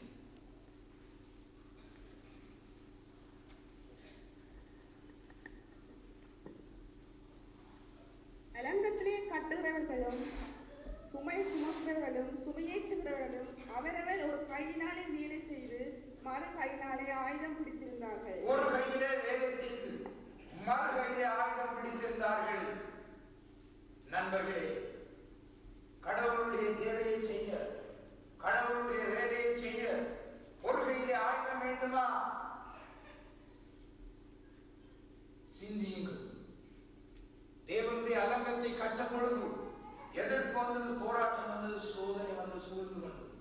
ஒரு கையிலே ஆயுதம், மறு கையிலே அலங்கத்தை கட்டி முடிக்கிறார் ஆயத்தமானார். ஆகவே சகோதரா, சகோதரியே, மதம் என்கிற பொருளே, மாமிசம் என்கிற பொருளே, ஆசை என்கிற பொருளே, இச்சை என்கிற பொருளே, மமதை என்கிற நிலையே உங்களுக்கு போராட்டத்தை கொண்டு வருவான். கடவுளை ஏற்றுக்கொள்ளான். கடவுளுக்கு வேண்டாம். நீ நல்லா அனுபவிராஜா, நல்லா அனுபவி, இன்னும் அனுபவி, இன்னும் கொஞ்சம் அனுபவி. இருக்கிற கொஞ்ச காலம் மனதிங்கிறத மனசுக்கு திண்டு விடு என்று சொல்லுவான். இதான் உலகம். என் அன்பு சகோதரனே, ஒரு கையிலே ஆயுதம், மறு கையிலே போராட்டமாக தலைவத்தை கட்டினார்கள் என்ற வார்த்தை. அதே போல் கடவுளை காண சத்துரு உங்களுக்கு ஒரு போராட்டம் வைத்திருக்கிறான். ஒரு கையிலே ஆயுதம், அவனை எதிர்க்கிற ஆயுதம். பிசாசே, தீமையை நீ என்னை விட்டு போ, என் தெய்வம் இருக்கிறேன். ஒரு கையிலே ஆயுதம், மறு கையிலே அலங்கத்தை கட்டுங்கள். அப்பொழுது ஆண்டவன் கட்டப்பட்டார், மகிமை அடைந்தார். ஆகவே அன்பு சகோதரர்களே, லேசாக இந்த தெய்வத்தை காண முடியும். தெய்வத்தை காண்கிறது ஒரு போராட்டம். அந்த போராட்டத்தை உடைய ஞான அறிவை எதிர்த்து நின்றால் மாத்திரமே வெற்றி அடைவேன்.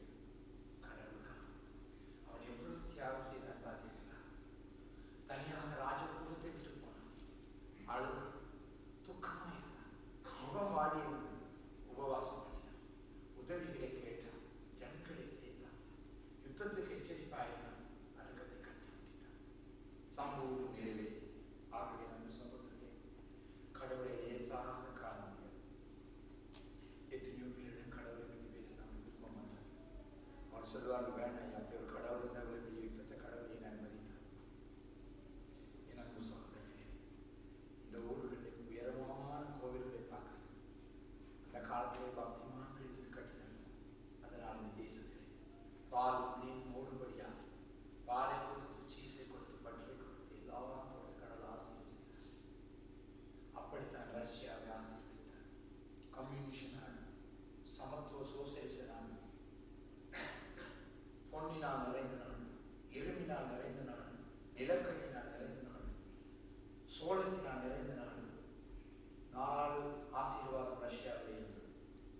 ஆனால் இந்த ரஷ்யா வறுமையின் கோட்டுக்குள்ளே போய்விட்டது. காரணம் என்ன? கடவுள் இல்லை என்கின்ற 63 வருஷத்துக்கு முன் லெனின் எழுப்பினார். அன்று பிழையாக இருந்த கிறிஸ்தவ மார்க்கம், ஏகாதிபத்திய கிறிஸ்தவ மார்க்க கொலையிலும் அராஜகத்தில் இருந்த பொழுது ஆண்டவனுடைய கோபம் பிரவேசித்து வந்தது. லெனினுடைய கம்யூனிஸ்ட் இங்கு 13 ராஜ்யம் சோவியத் யூனியன் என்கிற இடத்தை விட்டு பிரிந்து விட்டது. லெனினுடைய உடம்பை அவருடைய தந்தையுடைய மகள் கேட்டுக்கொண்டிருக்கிறார், அதை ஏலத்திலே விற்க வேண்டாம். லெனினுடைய சிலை மாஸ்கோவில் இருந்து கீழே தட்டப்பட்டிருக்கிறது. ஏன்? இங்கு வறுமைக்கு தள்ளப்பட்டு விட்டது ரஷ்யா. அதே போல் நீங்கள் இருக்கிற ஜெர்மன், நீங்கள் இருக்கிற ஸ்பெயின், நீங்கள் இருக்கிற சுவிஸ், இன்னும் ஒரு 70 வருஷம் சென்று வருகிற புதிய சந்ததி கடவுளை தேடாது. இந்த கோவில்களை, உயரமான கோவில்களை கட்டின சந்ததி கடவுள் பக்தியில் இருந்ததுனால இந்த தேசத்தை ஆசீர்வதித்தார். போய்விட்டார்கள். புதிய சந்ததி தேடவில்லை. இன்னும் ஒரு 70 வருஷத்தில் இந்த நாட்டில் இயற்கை அழிவு உருவாகும்.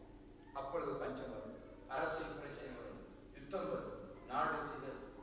இப்படித்தான் ஒவ்வொரு நாட்டிலும் தெய்வம் தன்னுடைய ஆளுமை இல்லாத போது அந்த நாடுகள் கைவிடப்பட்ட பிறகு பிரச்சனைகள் ஏற்பட்டிருக்கு. கம்யூனிசம் வந்து 63 வருஷம் தான் ரஷ்யாவில். சோவியத் யூனியனுக்குள்ளே இரும்பு திரை கபர்ஷா என்ன சொல்கிறார்? இரும்பு திரைகளுக்குள்ளே எண்ணத்தை கண்ணும் கடைசி சாப்பிட ஒரு சீஸ் இல்லை, சாப்பிட சோளம் இல்லை என்று சொன்ன வார்த்தை உலக பத்திரிகையில் சொன்னதை நீங்கள் அறிவீர்கள். 1989 ஆண்டு மாஸ்கோவில் நடந்ததான சர்வதேச பொருளாதார மாநாட்டிலே கபர்ஷாவுடன் பத்திரிகை நிருபர்கள் கேட்டார்கள், ஐயா அவங்களுடைய நாட்டு பொருளாதாரத்துக்கு என்ன சொல்லுது? என்ன சொன்னார்? ஆத்மீக புரட்சி ரஷ்யாவிலே வரவில்லையானால் ரஷ்யா ஒருவேளை கஞ்சிக்கு கஷ்டப்படும் என்று சொன்னார். அதன் மூலமாக தான் அவர் பிடிபட்டார். இரும்பு கதையிலிருந்து அந்தரங்க கதவில் அவர் அரசாட்சியை திரும்ப எடுத்தார். திரும்ப அவர் மாற்றப்பட்டார். என்று உலக தலைவர்கள் ஒருவனாக மாறிக்கொண்டிருந்தார். எல்லா நாடுகளும் வரவேற்பு கபர்ஷாவுக்கு. ஏன்? மெய்ப்பொருளையும் ஆத்மீகத்தையும் காண்கிறார் கபர்ஷா. ஆகவே சகோதர சகோதரிகளே, தெளிவாய் புரிந்து கொள்ளுங்கள். இன்றைக்கு பாதுகாப்பு இருக்கு. கொஞ்ச நாள் மாறும். கடவுள் இல்லாத மனுஷனுடைய வாழ்க்கை குறிப்பிட்ட காலத்துக்கு மேல் வனந்தமாய் மாறுது. ஆகவே அந்த நெகோமியா தன்னுடைய வைராக்கியத்திற்கு ஒரு போராட்டத்தை இறைமையை நிலைநாட்டினார். அதே போல் உங்களுக்கு நீங்க நினைக்கிற நான் இந்த மதத்தில் உள்ளவன், நான் இன்னும் திருச்சபையில் உள்ளவன், நான் இன்னும் உள்ளவன், இதெல்லாம் மதமாற்றம் இல்லை சகோதரனே. அந்த யுத்த ஆயுதத்திலே நீங்கள் ஒரு போராட்டத்தோடு கடவுளை காண முற்படவில்லையானால் பல எதிர்ப்புகளுக்கு மத்தியில், பலவிதமான போராட்டங்களுக்கு மத்தியில், பலவிதமான சத்துரு பிசாசு கொண்டு வருகிற சோதனை மன கிளேசத்துக்கு மத்தியிலே, மன பிரச்சனைகளுக்கு மத்தியிலே, மானுஷ போராட்டத்துக்கு மத்தியிலே இங்க இருக்கிற நல்லா கொஞ்சம் வச்சுட்டு வீட்டுக்கு போய் டெலிவிஷனை போட்டு 10 நிமிஷத்துல நினைவெல்லாம் எடுத்து நண்பர்களே, மனுஷன் பிந்தி போகிறதுக்கு இடையில் போகிறது பல வழிகள் கடவுள் இருக்கு. அதான் அந்த போராட்டம். போராட்டத்தை வென்றவன் கடவுளை காண்பான். தெய்வம் அவருடைய உள்ளத்தை இருக்கும். தெய்வத்தை காண முடியும். ஆகவே இந்த நேரத்தில் ஒரு கையிலே ஆயுதம், மறு கையிலே கட்டிடம் கட்டினார். என் சகோதரர்கள், சரீரம் கடவுளுடைய ஆயுதம். அதை கட்ட வேண்டுமானால் ஒரு கையிலே ஆயுதத்தின் போராட்டம், மறு கையிலே கட்டினார். எதிர்ப்புகள், பிரச்சனைகள், சந்தேகம் இவர்களை விட்டு ஒருவேளை கட்டினால் இறைவனுடைய ஆணையம் எழுதும். அதான் நம்முடைய சரீரம். அப்படி கொஞ்சம் பேர் நீங்கள் எழுதினால் இலங்கை தேசம் வச்சு ஒருவேளை நீங்கள் சரியா எழுதினால் பலமாக நம்ம சிங்கப்பூரை போல் மாறுவது எந்த சந்தேகம் இல்லை. அதுக்கு எந்த தடையும் இல்லை. கடவுள் விட்டு கொடுக்கவில்லையா நடக்க முடியாது. நடக்கக்கூடிய சூழ்நிலை வராது. தேசம் கடவுளுடைய. நாம் இந்த உலகத்தில் ஒரு வழிபயண மனுஷன் கட்டாயம் ஒரு நாள் சாகும். யாரும் சாக மாட்டேன் என்று சொல்ல முடியாது. லெனின் அதைத்தான் நினைத்தார். இந்த லெனினுடைய சிலை கூட நாங்கள் போகும் நிலைமை வருகிறது. அதே போல் மனிதன் எல்லுக்கு சமானமாய் புல்லுக்கு சமானமாய் இருக்கிறான். அவன் விழுந்து போவான். ஒரு நாள் காலையில் போக்குறப்போ பின்னேற வாடி போறது போல் விழுந்து போவான். ஆனால் ஒன்று உண்டு, அவன் கொடுக்கிற காலத்திலே கடவுளை அறியவில்லை. இன்னும் ஒரு காலம் நம்முடைய வாழ்க்கையில் வராது. நம்மளுக்கு வருகிறார். 6 லட்சம் சாம்பலாகி போகுது விலகி. ஆகவே உங்களிலே சிலர் கடவுளோடு இருந்தால் அந்த தேசம், உங்களுடைய நண்பர்கள், உங்கள் தாய் தகவல் மூலமாக அந்த நாடு ரட்சிக்கப்படும். விடுதலை உங்களுக்கு தெளிவாக சொல்லுங்கள். நான் உலகம் சுற்றி கொண்டு வரவில்லை. ஆனால் கடவுளுடைய அதாவது தீர்மானத்தின்படிதான் அந்த தேசத்துக்கு வந்திருக்கிறேன். இந்த தேசத்துக்கு வருவதற்கு 3 தேசத்துக்கு போக இருந்தது. கடவுளை அனுமதிக்க. ஆகவே இது தெய்வம் உங்களோடு பேசுகிறார். இலங்கையிலே வெகு சீக்கிரத்தில் ஒரு நல்ல செய்தியை கடவுளுடைய நாமத்தில் கேள்விப்படுவீர்கள். ஆனால் கொடிய ஒரு யுத்தம் வரும், பிரச்சனை வரும். ஒருவேளை ஒரு தமிழ் சிங்கள முஸ்லீம் கலவரம் தான் 56,000 பேர் சாவார்கள். அதற்கு பின் 7 வருஷம் இலங்கை அமெரிக்கா இருக்கும். யுத்தமே நடக்காது. இல்லை ஒரு கொடிய வரும் இலங்கைக்குள்ளே வரும். இதை கடவுள் உண்டாக்க போகிறார். இலங்கை தீவு மனம் திரும்பாதுங்களா? மனம் திரும்புதல் என்றால் புதிதான உள்ள நண்பர்களுக்கு எல்லாரும் கிறிஸ்தவ நாம் மாறணுமா என்று கேட்பீர்கள். அப்படி அல்ல. மெய்ப்பொருள் என்ற மெய் சக்தி உண்டு என்று ஒரு சிலராவது அறிய வேண்டும். இந்த ஒரு சிலரின் காக்கப்பட்டார். நண்பர்களே, மழை பெய்யும் பொழுது நல்லா எல்லாருக்கும் எல்லாரும் குடிசைக்கு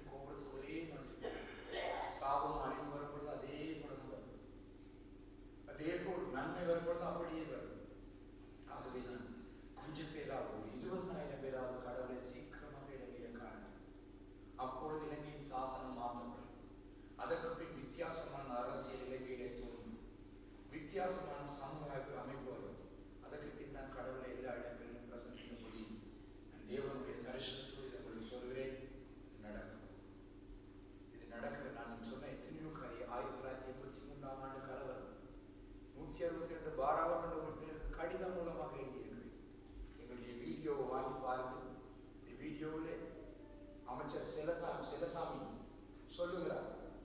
இந்த வீடியோவில் பேசுகிறார் சிலசாமி.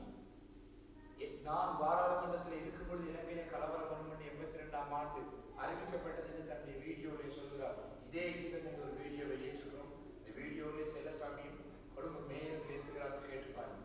அவர் கடவுளை பற்றி என்ன சொல்லுகிறார்.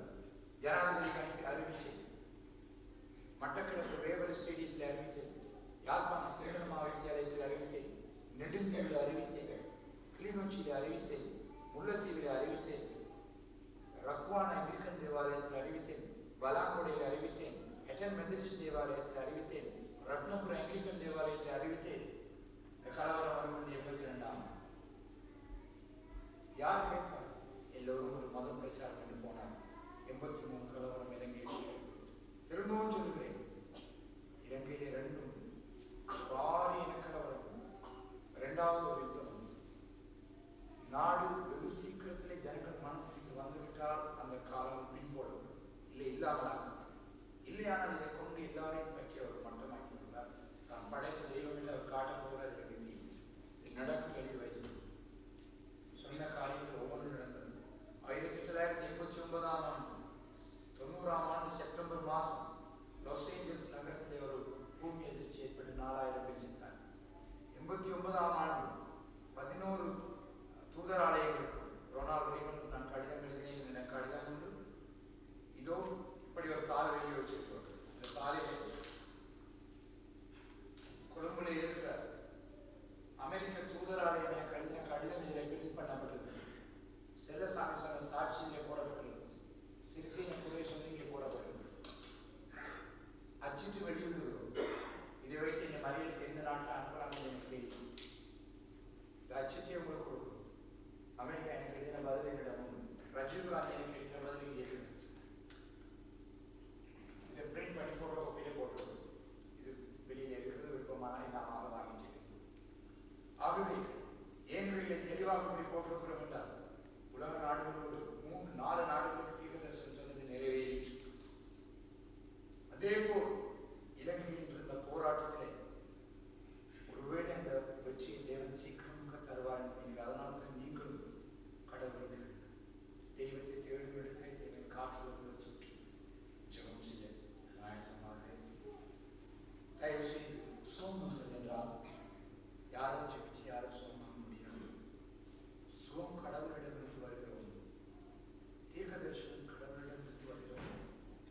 நாம் ஒருவேளை அதை சொல்லணும். நான் இதை உங்களுக்கு கொடுக்கும்போது இதை நீங்கள் வாங்கிக் கொள்ளவில்லையானால் திரும்ப போயிருக்கிறது. இலக்கிய விடுதலை. இதே போல் கடவுள் சமாதானத்தின் சோத்தியம் கொடுக்கப்பட விரும்புவார். நீங்கள் விசுவாசத்தை வாங்கினால் அவருக்கு அது வரும், ஏனால் அது வெளியே நீக்கும். 2, ஒரு தீர்க்க தரிசனம் ஒரு காரியம் கடவுள் வெளிப்படுத்த சொன்னால் அவர் ஏற்றுக்கொண்டு முன்னதாக வந்தால் அவர் கடவுள் தருவார். நேற்று இரவு ஒரு சம்பவம் நடந்தது. 2 பேருடைய தீர்க்க தரிசனத்தை தேவன் சொன்னார். உடனே ஒரு வாலிபன் தனக்கு 3 முறை கொலை செய்து மரணத்துக்கு போனதாக சொல்லப்பட்டு அவன் உடனே கையை தூக்கி ஜெபிச்சு போனால் உடனடியாக அவன் உடம்பெல்லாம் வேறு நட்சத்திரம் சோமாயிடும். இன்னொரு பெண்ணுக்கு சொல்லப்படும், அவள் இல்லை என்று கொஞ்ச நேரத்திலே சொல்கிறார் தன்னுடைய பிள்ளைக்கு அந்த வருத்தம் கடைசி வரை நீக்க சுகமாக. உடனடியாக அவள் ஏற்றுக்கொண்டிருந்தார். அந்த பிள்ளையுடைய காதலை தனது கூட்டு செவிடான தந்து. ஆகவே சகோதரர்களே, தெய்வம் கொடுக்கிற ஒன்றை வாங்கும் மனிதனுக்கு மனித பக்குவம் இல்லையானா சோமாக்கிறது சாட்சி உண்டானால் அது அந்த இடத்திலே நடக்கும். ஆகவே உங்களுடைய கையிலே தான் அதுக்கு முக்கிய பங்கு. நீங்கள் புதிதானவர்கள் வேறு மதத்திலே வந்திருப்பீர்கள்.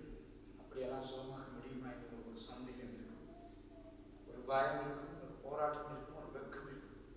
இவைகளை விடுத்து கடந்த போராட்டத்தை விடுத்து தெய்வமே சொல்லும் என்று சொன்னால் அவர் நிச்சயம் அன்பின் தகப்பனே, இரக்கமுள்ள பிதாவே, போராட்டத்துக்கு மத்தியிலே, முட்செடிகளுக்கு மத்தியிலே, முள்ளுகளுக்கு மத்தியிலே நீர் மறைந்தவராயிருக்கிறீர் சுவாமி. ஆனால் அந்த முட்செடி பத்தியையும் பாதரட்சிகளை கலட்டுக் கொள்ளும், நம்முடைய வழியை செம்மையாக்கும் பொழுது பக்தியோடு நடுக்கத்தோடு முச்செடிக்கு முன்னின்றால் முச்செடி எரியும். பாதரட்சியின் மன மேட்டுமையோடு இருந்தால் முச்செடி எரியாது. முறுக்குத்தும் ஆகவே இந்த நேரத்தில் எந்த மதமும், எந்த இனமும், எந்த சந்தேகமும் யாரானாலும் இப்பொழுது உடைய வல்லமுள்ள நாமத்தினாலே இவர் குணமாக படிச்சிருக்கிறேன், இவர் விடுதலை அடைய படிச்சிருக்கிறேன். நல்ல தெய்வமே, இரக்கமுள்ள பிதாவே, வல்லமை நிறைந்த சுவாமி, உம்முடைய மன விருப்பத்தினால் இந்த இடத்துல நீர் இப்பொழுது கிருபை செய்ய இறங்குவார் சுவாமி. நீர் கொடும், ஒருவர் கொடுக்க ஒருவர் வாங்க வேண்டுமே. தயவு செய்து சுவாமி இவர்களை தொட்ட, பிதாவே இவர்களை தொட்ட. அதிலே பின்னதாக 6 சகோதரர்கள் ரட்சிக்கப்பட்ட 6 சகோதரர்கள் வெள்ளைச்சேற்றோடு கற்பொழுப்பிலையோடு நிற்கிறார். உங்கள் 6 பேரில் ஒருவர் சுவாச பையில் ஒரு நோய், சில நேரங்கள் மார்பு, அதாவது நெஞ்சு கூட எல்லாம் வியர்க்கிறது போலவும், சில நேரம் முள்ளந்தண்டு நோய்களுக்கு போலவும், சில நேரம் நித்திரை இல்லாமல் நீங்கள் கஷ்டப்படுகிறதான ஒரு நிலைமையில் இருக்கு. இந்த லங்ஸ் நோய்க்காக நீங்கள் சிந்திக்கிறீர்கள், ஆனால் உங்களுக்கு பரிபூர்ணமாக அதை சுகமாக்க முடியாதபடி திரும்ப திரும்ப காலங்களிலே உங்களை வேதனைப்படுத்தி கொண்டு வருது. உங்களுக்கு சுகம் தேவையான உடனடியாக நிற்கிற இடத்திலிருந்து கையை வைத்து காட்டினாங்க, வாங்க சகோதரி, முன்னதாக வாருங்கள். Thank you Jesus, thank you father. கைது இந்த ஆசனத்தை கொஞ்சம் நேரம் வந்திருக்கு.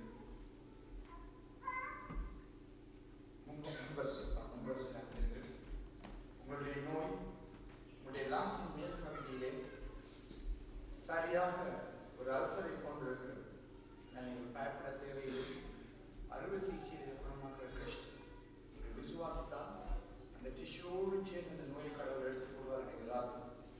தேவன் உங்களை விடுதலை படுத்துவார்.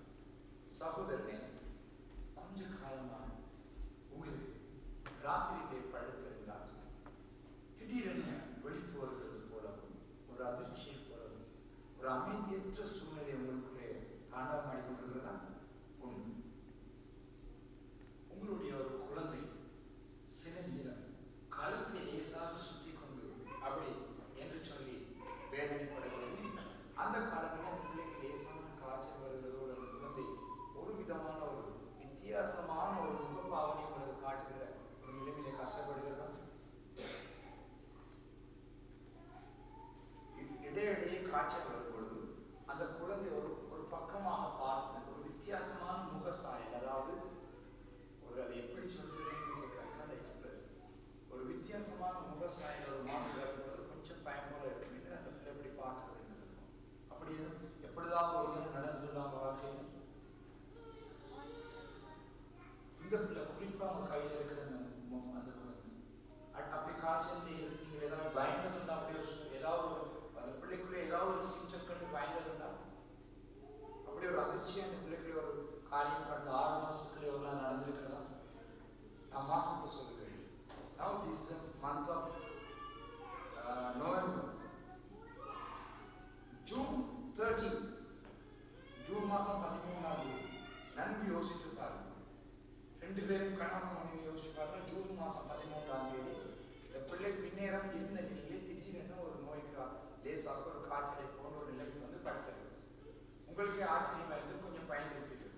ஆனால் ஒரு சிறிய மாற்றத்தோடு இந்த பிள்ளை ஒரு குறிப்பிட்ட நேரத்தில் எழுந்தது. அன்று இந்த பிள்ளைக்கு ஒரு மரணம் அடையும். அதை கடவுள் காப்பாற்றினேன் என்று சொல்கிறார்.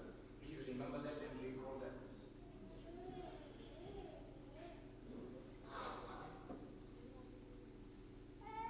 அன்பின் பிதாவே, இரக்கமுள்ள இரட்சகரே, வல்லமை நிறைந்த தகப்பனே, இது நடந்தது சாயங்காலம் 5:45 கிடையாது. நன்கு சிந்திக்கிறார். நீங்கள் கொஞ்சம் அதிர்ச்சி அடைந்திருப்பீர்கள். ஒரு சில நிமிஷம் இந்த பிள்ளைக்கு என்ன ஆபத்தோ என்று. ஆனால் கடவுள் உடனே உங்களுடைய பயத்திலிருந்து விடுவிச்சு காப்பாற்றினார். ஆனால் உங்களுக்கு இன்றைக்கு அறிவிக்கும்படி சொல்லுகிறார், இந்த பிள்ளையை காப்பாற்றினேன். சில சந்தர்ப்பத்திலே தெய்வம் தன்னுடைய மரப்பொருளை மனுஷனை காட்டும்போதுதான் மனுஷனுடைய அன்பு பெருகும், மனுஷனுடைய அன்பு விரியும். என் கடவுள் இப்படியெல்லாம் எனக்கு செய்தாரா என்று தெரியவில்லை. அன்பு யோசிச்சு சொல்ல வேண்டும். அன்பின் பிதாவே, கிருபை நிறைந்த இரட்சகரே, இந்த நேரத்திலே உமது வல்லமுள்ள கரத்திலே ஜெபிக்கிறேன் சுவாமி. பிதாவே, உம்முடைய சித்தத்தை வெளிப்படுத்தும். தகப்பனே, உம்முடைய நாமத்தை மையப்படுத்தும். தெய்வமே, உம்முடைய பிரசன்னத்தை வெளிப்படுத்தும். இந்த இடத்திலே ஒரு நோயாளி கடந்த 3 வருஷங்களாக வலது பக்கத்தில் விழா எலும்பு கடைசி 2 எலும்போடு கூடும், பெரிய எலும்போடு கூடும். இந்த விழா எலும்பில் கடினமான வேதனை, நோவு வரும்பொழுது தாங்க முடியாத நிலைமையில் இருக்கிறீர்கள். அந்த நேரம் அந்த விழா எலும்பை தொட்டால் கடுமையான நோவு, லேசாக வீங்கி இருக்கும். இது ஒரு கொடிய வியாதி. இது கிட்டத்தட்ட எலும்பு உருகி கொண்டு போகிறது போல ஒரு வியாதி. இந்த நபருக்கு இந்த சுகம் தேவையான அந்த நபர் இந்த விழா எலும்பின் நோயிலிருந்து குணமாக வேண்டுமானால் வந்தால் மாத்திரம் அவர்கள் ஜெபித்தால் அவர் உடனே குணமாக்கப்படுவார். எந்த விதமான அறுவை சிகிச்சைகளிலோ வைத்திய பிரதிகாரங்களிலோ நீங்கள் இதை கஷ்டப்பட நிலைமை வருவாங்க. தயவு செய்து இந்த விழா எலும்பின் வலது பக்க விழா எலும்பின் கடைசி எலும்பு 2லும் வலியோடு வேதனையோடு கஷ்டப்பட்டு பலவாறு சிந்தித்துக் கொண்டிருக்கிற நண்பனை, உங்களுக்கு சுகம் தேவையான 3 வரிசைக்கு வாருங்கள். தேவன் உங்களை சுமக்க ஆயத்தமாக மறைத்தால் அது உங்களுக்கு ஒருவேளை கஷ்டமாகவே இருக்கு. வைத்திய பிரதிகாரங்கள் உங்களுக்கு சரியான பதில் கூடாது. தெய்வத்தை நேசித்து இப்பொழுதே இருக்கிற அது கையை காட்டி நீங்கள் தான் நீங்க அமர்ந்து உங்களுக்கு வேற ஒரு நோய், உங்களுக்கு பயங்கர நோய், உங்களுடைய நிலைமை வேறு. இன்னும் young person, come to the front. The Lord is going to heal you.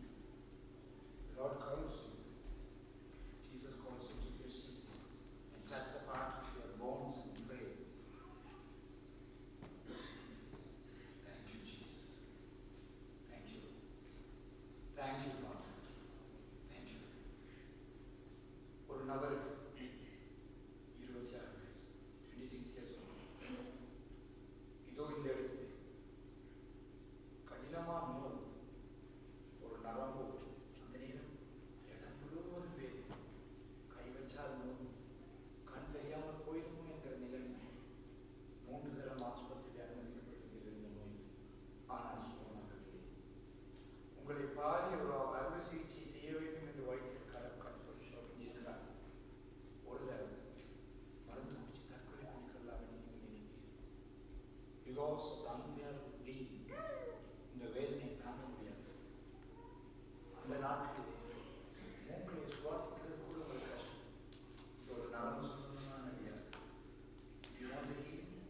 அந்த நபருக்கு அந்த நோய் சுகம் வேண்டுமா? தற்கொலை செய்ய முற்பட்ட அந்த நபருக்கு அந்த நோய் சுகம் வேண்டுமா? எளிமை முன்னதாக வேண்டும். வந்தால் எப்பொழுது குணமாக்கப்படுவார்? இல்லையானால் இதே நோய் இதில் அறுவை சிகிச்சை செய்யும் போது பெரிய ஒரு காயமே ஏற்பட்டு அந்த வெக்கத்திலேயே அந்த வாழ்க்கையை குறைய போகிறார். You are only 26 years old. You believe in God. கடவுளை நம்பினார், எழுதிவார்.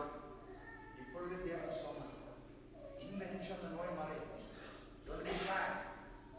வெக்கப்படாதீர்கள், மறைக்காதீர்கள். கூப்பிடுகிறது நான் அல்ல, தெய்வம். தெய்வம் கூப்பிடுகிறார். தெய்வம் உங்களை சுகமாக அழைக்கிறார். The Lord calls you. கடவுள் அழைக்கிறார். விட்டு விடாதீர்கள் சந்தர்ப்பத்தை. இப்பொழுது அந்த வருத்தம் இருக்கு, இப்பொழுது அந்த வழி இருக்கு. இந்த முள்ளந்தண்டு இந்த எலும்பு வரைக்கும் அந்த வழி இருக்கு. இந்த இடத்திலே உள்ளே இருக்கிற ஒரு வியாதி. ஆனால் வெளியே முழுமையாக அந்த வழி உண்டு. அந்த நண்பருடைய வாழ்க்கையை கடவுள் ஒரு அற்புதம் செய்ய வேண்டுமானால் அவருக்கு முன்னதாக வரலாம். வந்தால் உடனடியாக குணமாகும்படி கூறி செபிக்கிறது. அந்த இடத்திலே அவர்கள் பயன்படுத்த முயற்சி பண்ணி வெக்கப்படாமல் முன்னதாக கடந்து வாருங்கள். என்னை பார்த்து மற்றவர் என்ன சொல்லுவார்கள் நினைக்கிறேன். மற்றவரை பற்றி கவலைப்படாது. உங்களை அழைக்கிறது, உங்களை நேசிக்கிறது. சீக்கிரம் கடந்து வாருங்கள். அதே நண்பர்கள் கடைசி ஒன்று சொல்லுது, போன வெள்ளிக்கிழமை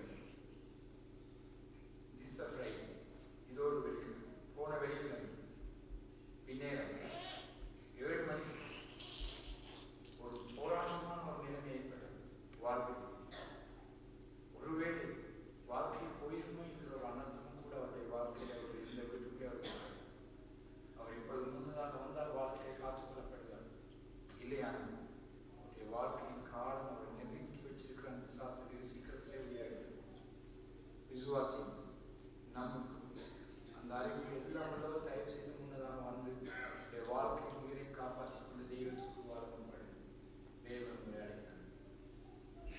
அன்பினாண்டவரை, இரக்கமுள்ள பிதாவே, வல்லமை நிறைந்த தகப்பனே, மகனே, உன்னை தேவன் அழைக்கும் போது நீ கடினமாயிருக்காதே, வாழ்க்கையை பறி கொடுத்து விடாது. திரும்ப ஒரு தடவை எத்தனை ஊழியக்காரன் விச்சரித்தாலும் சுகம் வராது. இன்று கருவை நான் மகத்துவமுள்ள மகிமை நான் தேவன் உங்களை ஆசீர்வதிக்கிறார். இந்த நாள் உங்களுடைய ரட்சியை நான் இழந்து விடாதே சகோதரியே, சகோதரனே, இழந்து விடாதே. வாழ்க்கை கொள்கிறது. கடவுள் கைவிட்டால் மனுஷன் அதற்கு மேல் பக்கத்தில் இருக்க முடியாது. ஆகவே அந்த வியாதியஸ்தர் உடனடியாக குணமாய்க்கொள்ள முற்படுங்க, விட்டுக் கொடுங்க. ஒருவேளை நீங்கள் ஒரு வேறொரு மதத்திலே வந்திருந்தால் பயப்படாது. மதம் உங்களை காப்பாற்று, கடவுள் மாத்திரம் காப்பாற்று, தெய்வம் மாத்திரம் காப்பாற்று. தெய்வம் கொடுக்கிற சந்தர்ப்பம் நிறைவேறும். Thank you, Jesus. Thank you. You are the person. You are the person. இப்பொழுது நான் உங்களுக்கு சொல்லும் பொழுது find out that அவர் கேள்வி நான் சொல்லும் பொழுது உடம்புக்குள்ளே நெஞ்சினால் வியர்த்து மயக்க வருவது போடுகிறதா? Yes. You are the person. The Lord calls you to save from your life. Don't touch her. Leave her. அப்படியே விழுந்தா விட்டுருங்க. அப்படி விடுங்க. கீழே விழுந்தா விளையாட்டு. Thank you, Jesus. Jesus calls you. Thank you, Master. Thank you. Thank you, Lord. For the great power.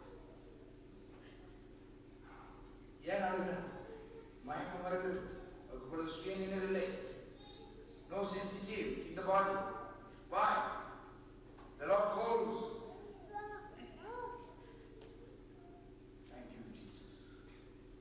Thank you, Lord. அன்பினாண்டவரே, பிள்ளையுடைய ஒரு நலம் ஒருவேளை இப்படி வந்தால் ஒரு பக்கம் முகம் கோணி புரிய மாட்டேன். அவர்கள் விளக்கவில்லை. She plays. Hallelujah. Heal. Total. நீ நன்மைக்காக அழைக்க, நீ கிருபைக்காக அழைக்க, நீ பாசத்தில் அழைக்க, நீ அன்பிலே அழைக்க. Total அந்த பிள்ளை தெரியாது. She can understand the poor child. She can understand, she can realize. அவளுக்கு உணர முடியவில்லை. நான் என்ன சொல்கிறேன்? வாழ்க்கையே போயிட்டு, வாழ்க்கை ஒரு பகுதியே போயிட்டு.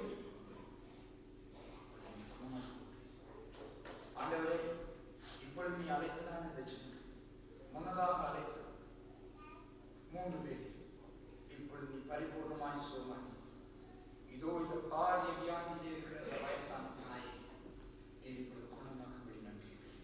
இந்த ஜனங்கள் உம்முடைய சித்த நிறைவேறி உம்முடைய நாமம் மகிமையடையும். Yes, a young boy, ஒரு வாலிபன், 19 வயசு, போன செவ்வாய்க்கிழமை பின்னே தற்கொலை செய்து கொள்ள வேண்டும் என்று நினைத்தேன். Due to a problem of your family and with your mother. போன வியாழக்கிழமை பின்னே தற்கொலை செய்து கொள்ள வேண்டும் என்று நினைத்தேன். வெக்கப்படாமல் ஒரு வாழ்வு வேண்டுமான இது வரணும் வந்தால் கடவுள் உண்மை மாற்றுவார். உண்மை கொலைக்களத்துக்கு கொண்டு போய் தற்கொலை தூண்டி கொண்டிருக்கிற அந்த தீய சக்தியை கடவுள் எடுப்பார். ஜீவிக்கிற தெய்வம் உன்னை ஆசீர்வதிப்பார். இல்லை, அதே சக்தி திரும்ப உன்னை தொடரும். It will follow. It will follow. You won't escape. நீ தப்பி மாட்டாய். You will not escape. The Lord heals you. I save you, my dear son. I save you. Thank you. Thank you.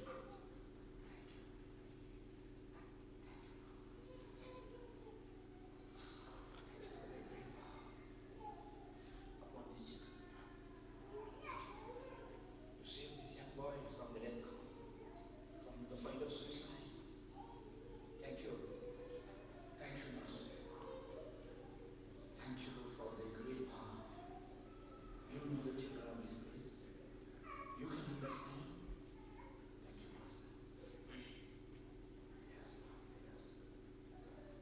இப்பொழுது எத்தனை பேர் என் ஆண்டவரே என் உள்ளத்திலே வாரு, என் உள்ளத்தை உமக்கு சமர்ப்பிப்பேன், என் உள்ளத்தின் ஆத்மாவின் பூஜையாய் உன்னோடு வாழ்க்கை உன்னோடே எனக்குள்ளே வா, நான் உன்னோடு இருப்பேன்.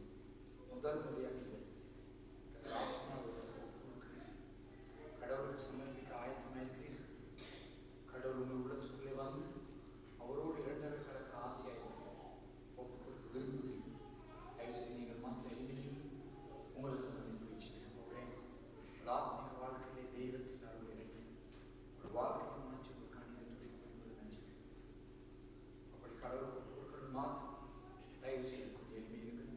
எளிமைக்கிற ஒரு கொஞ்ச நேரம் கீழே அமர்ந்து ஒரு எளிமைக்கிற ஒரு சகோதர சகோதரிகள் ஊழியக்காரர் கொஞ்சம் அமர்ந்து கொள்வது. எனக்கு எளிமைக்கிற யாரும் கொஞ்சம் நான் தெரிந்து கொள்வது. மற்றவர்கள் தயவு செய்து உங்கள் இருதயத்தை கடவுளுக்கு ஒப்புக்கொடு. கடவுள் என் உள்ளத்திலே வாழ், நான் உன்னோடு உன்னோடு வாழ், உன்னை நேசிக்கிறேன், எனக்கு வாழும் இருதயத்தை சகோதர சகோதரி மாத்திரம் தயவு செய்து நிற்கிற இடங்களில் எழுதி உங்களுக்கு நான் அனுபவிச்சிருக்கிறேன். தெய்வம் உங்களுடைய இருதயத்தை தொடர்பிடிச்சு மாயான இந்த உலகத்தை பொல்லாத இந்த உலகத்தை என் அன்பு சகோதரர் கடவுளை ஏற்றுக்கொள்ள இந்த அருமையான சந்தர்ப்பத்தை தாருங்கள். உங்களை சமர்ப்பிங்கள் ஆண்டவர். இது ஒரு சாதாரண சிவன் தயவு செய்த உங்களுக்கு எளிமையில் நிற்கிறேன். உங்கள் எழுதியிருக்கிற ஒரு சிவசந்தியோடு எளிமையில் என் தேவனே என் உள்ளத்தை பார்த்து என்னை மாற்று.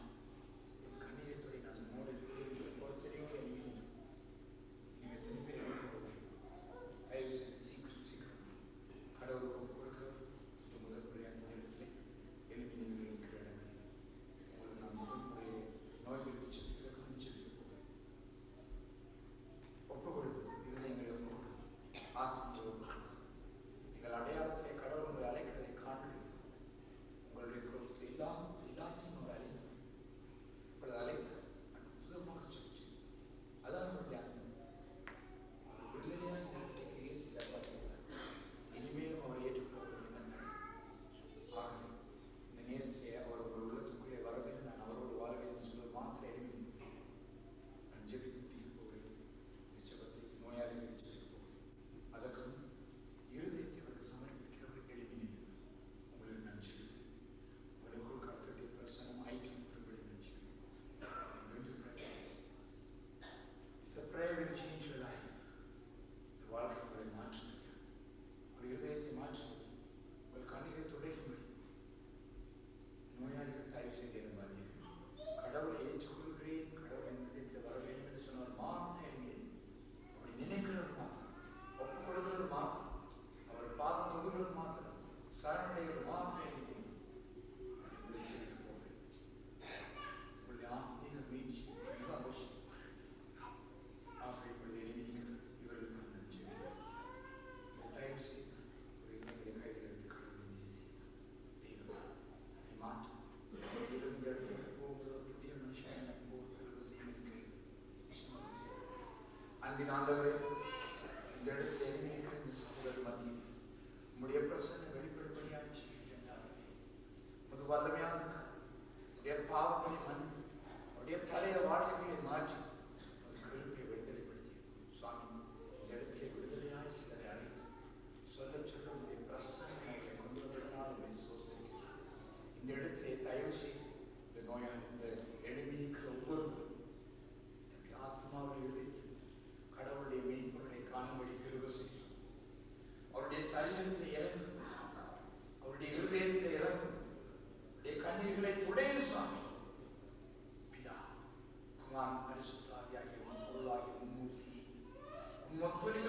தொழிலை செய்து இவர்களை காத்து பரலோக ராஜ்யத்தில் இவருடைய பெயர்களை எழுது, இவருடைய கண்ணீர்களை குடைந்து இவர்களை வேதனை எழுது.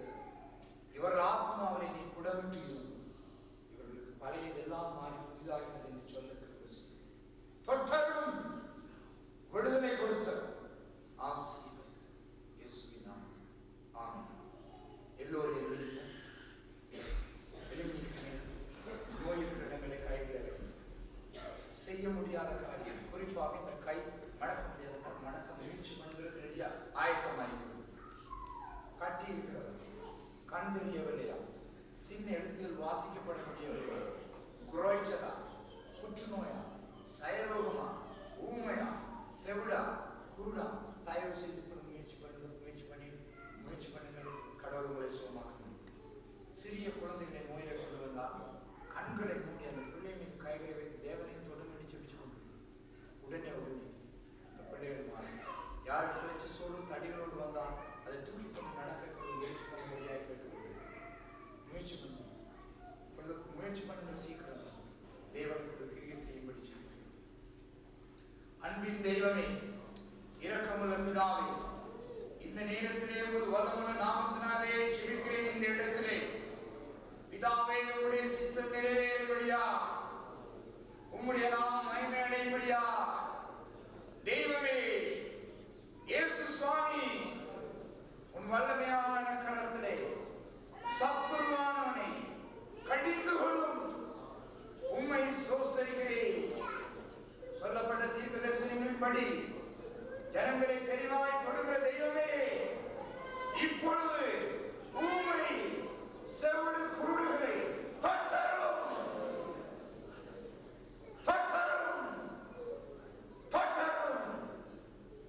சாத்தானே போ, இயேசுவின் நாமத்தில். The name of Jesus. Ephphatha, in the name of Jesus. Ephphatha, in the name of Jesus. திறக்கப்படுவதாக இயேசுவின் நாமத்தினாலே புற்றுநோய், சயரோகம், குருடு, செவிடு இப்பொழுது தொடப்படுவதாக. ஊமை செவிடு குருடுகளை தொட்டரும். கட்டிகள் மறையற்று தீராத தலைவலி, எலும்பு நரம்பில் இருக்கிற நோய் சுவாமி, இந்த இடம் அசையும்படியா உமது வல்லமை எதிர்பார்க்கிறேன். உம்முடைய பிரசன்னத்தை வெளிப்படுத்து. போ சாத்தானே, உன்னை நான் எதிர்ப்பின் சக்தியை உன்னை நான் கடித்து கொள்கிறேன். போய் இந்த இடத்தை விட்டு உமது வல்லமையின் கரம் வெளிப்படுத்து. முன்னதாக ஒவ்வொரு வியாதியஸ்தரை நீ அழைத்த ஒவ்வொருவரையும் இப்பொழுது சுகமா இந்த இடத்தில் இருக்கிற ஒவ்வொருவரையும் இப்பொழுது சுகமா. புற்றுநோய், க்ஷயரோகம் சுகமடைவதா இந்த நேரத்தில் யாராவது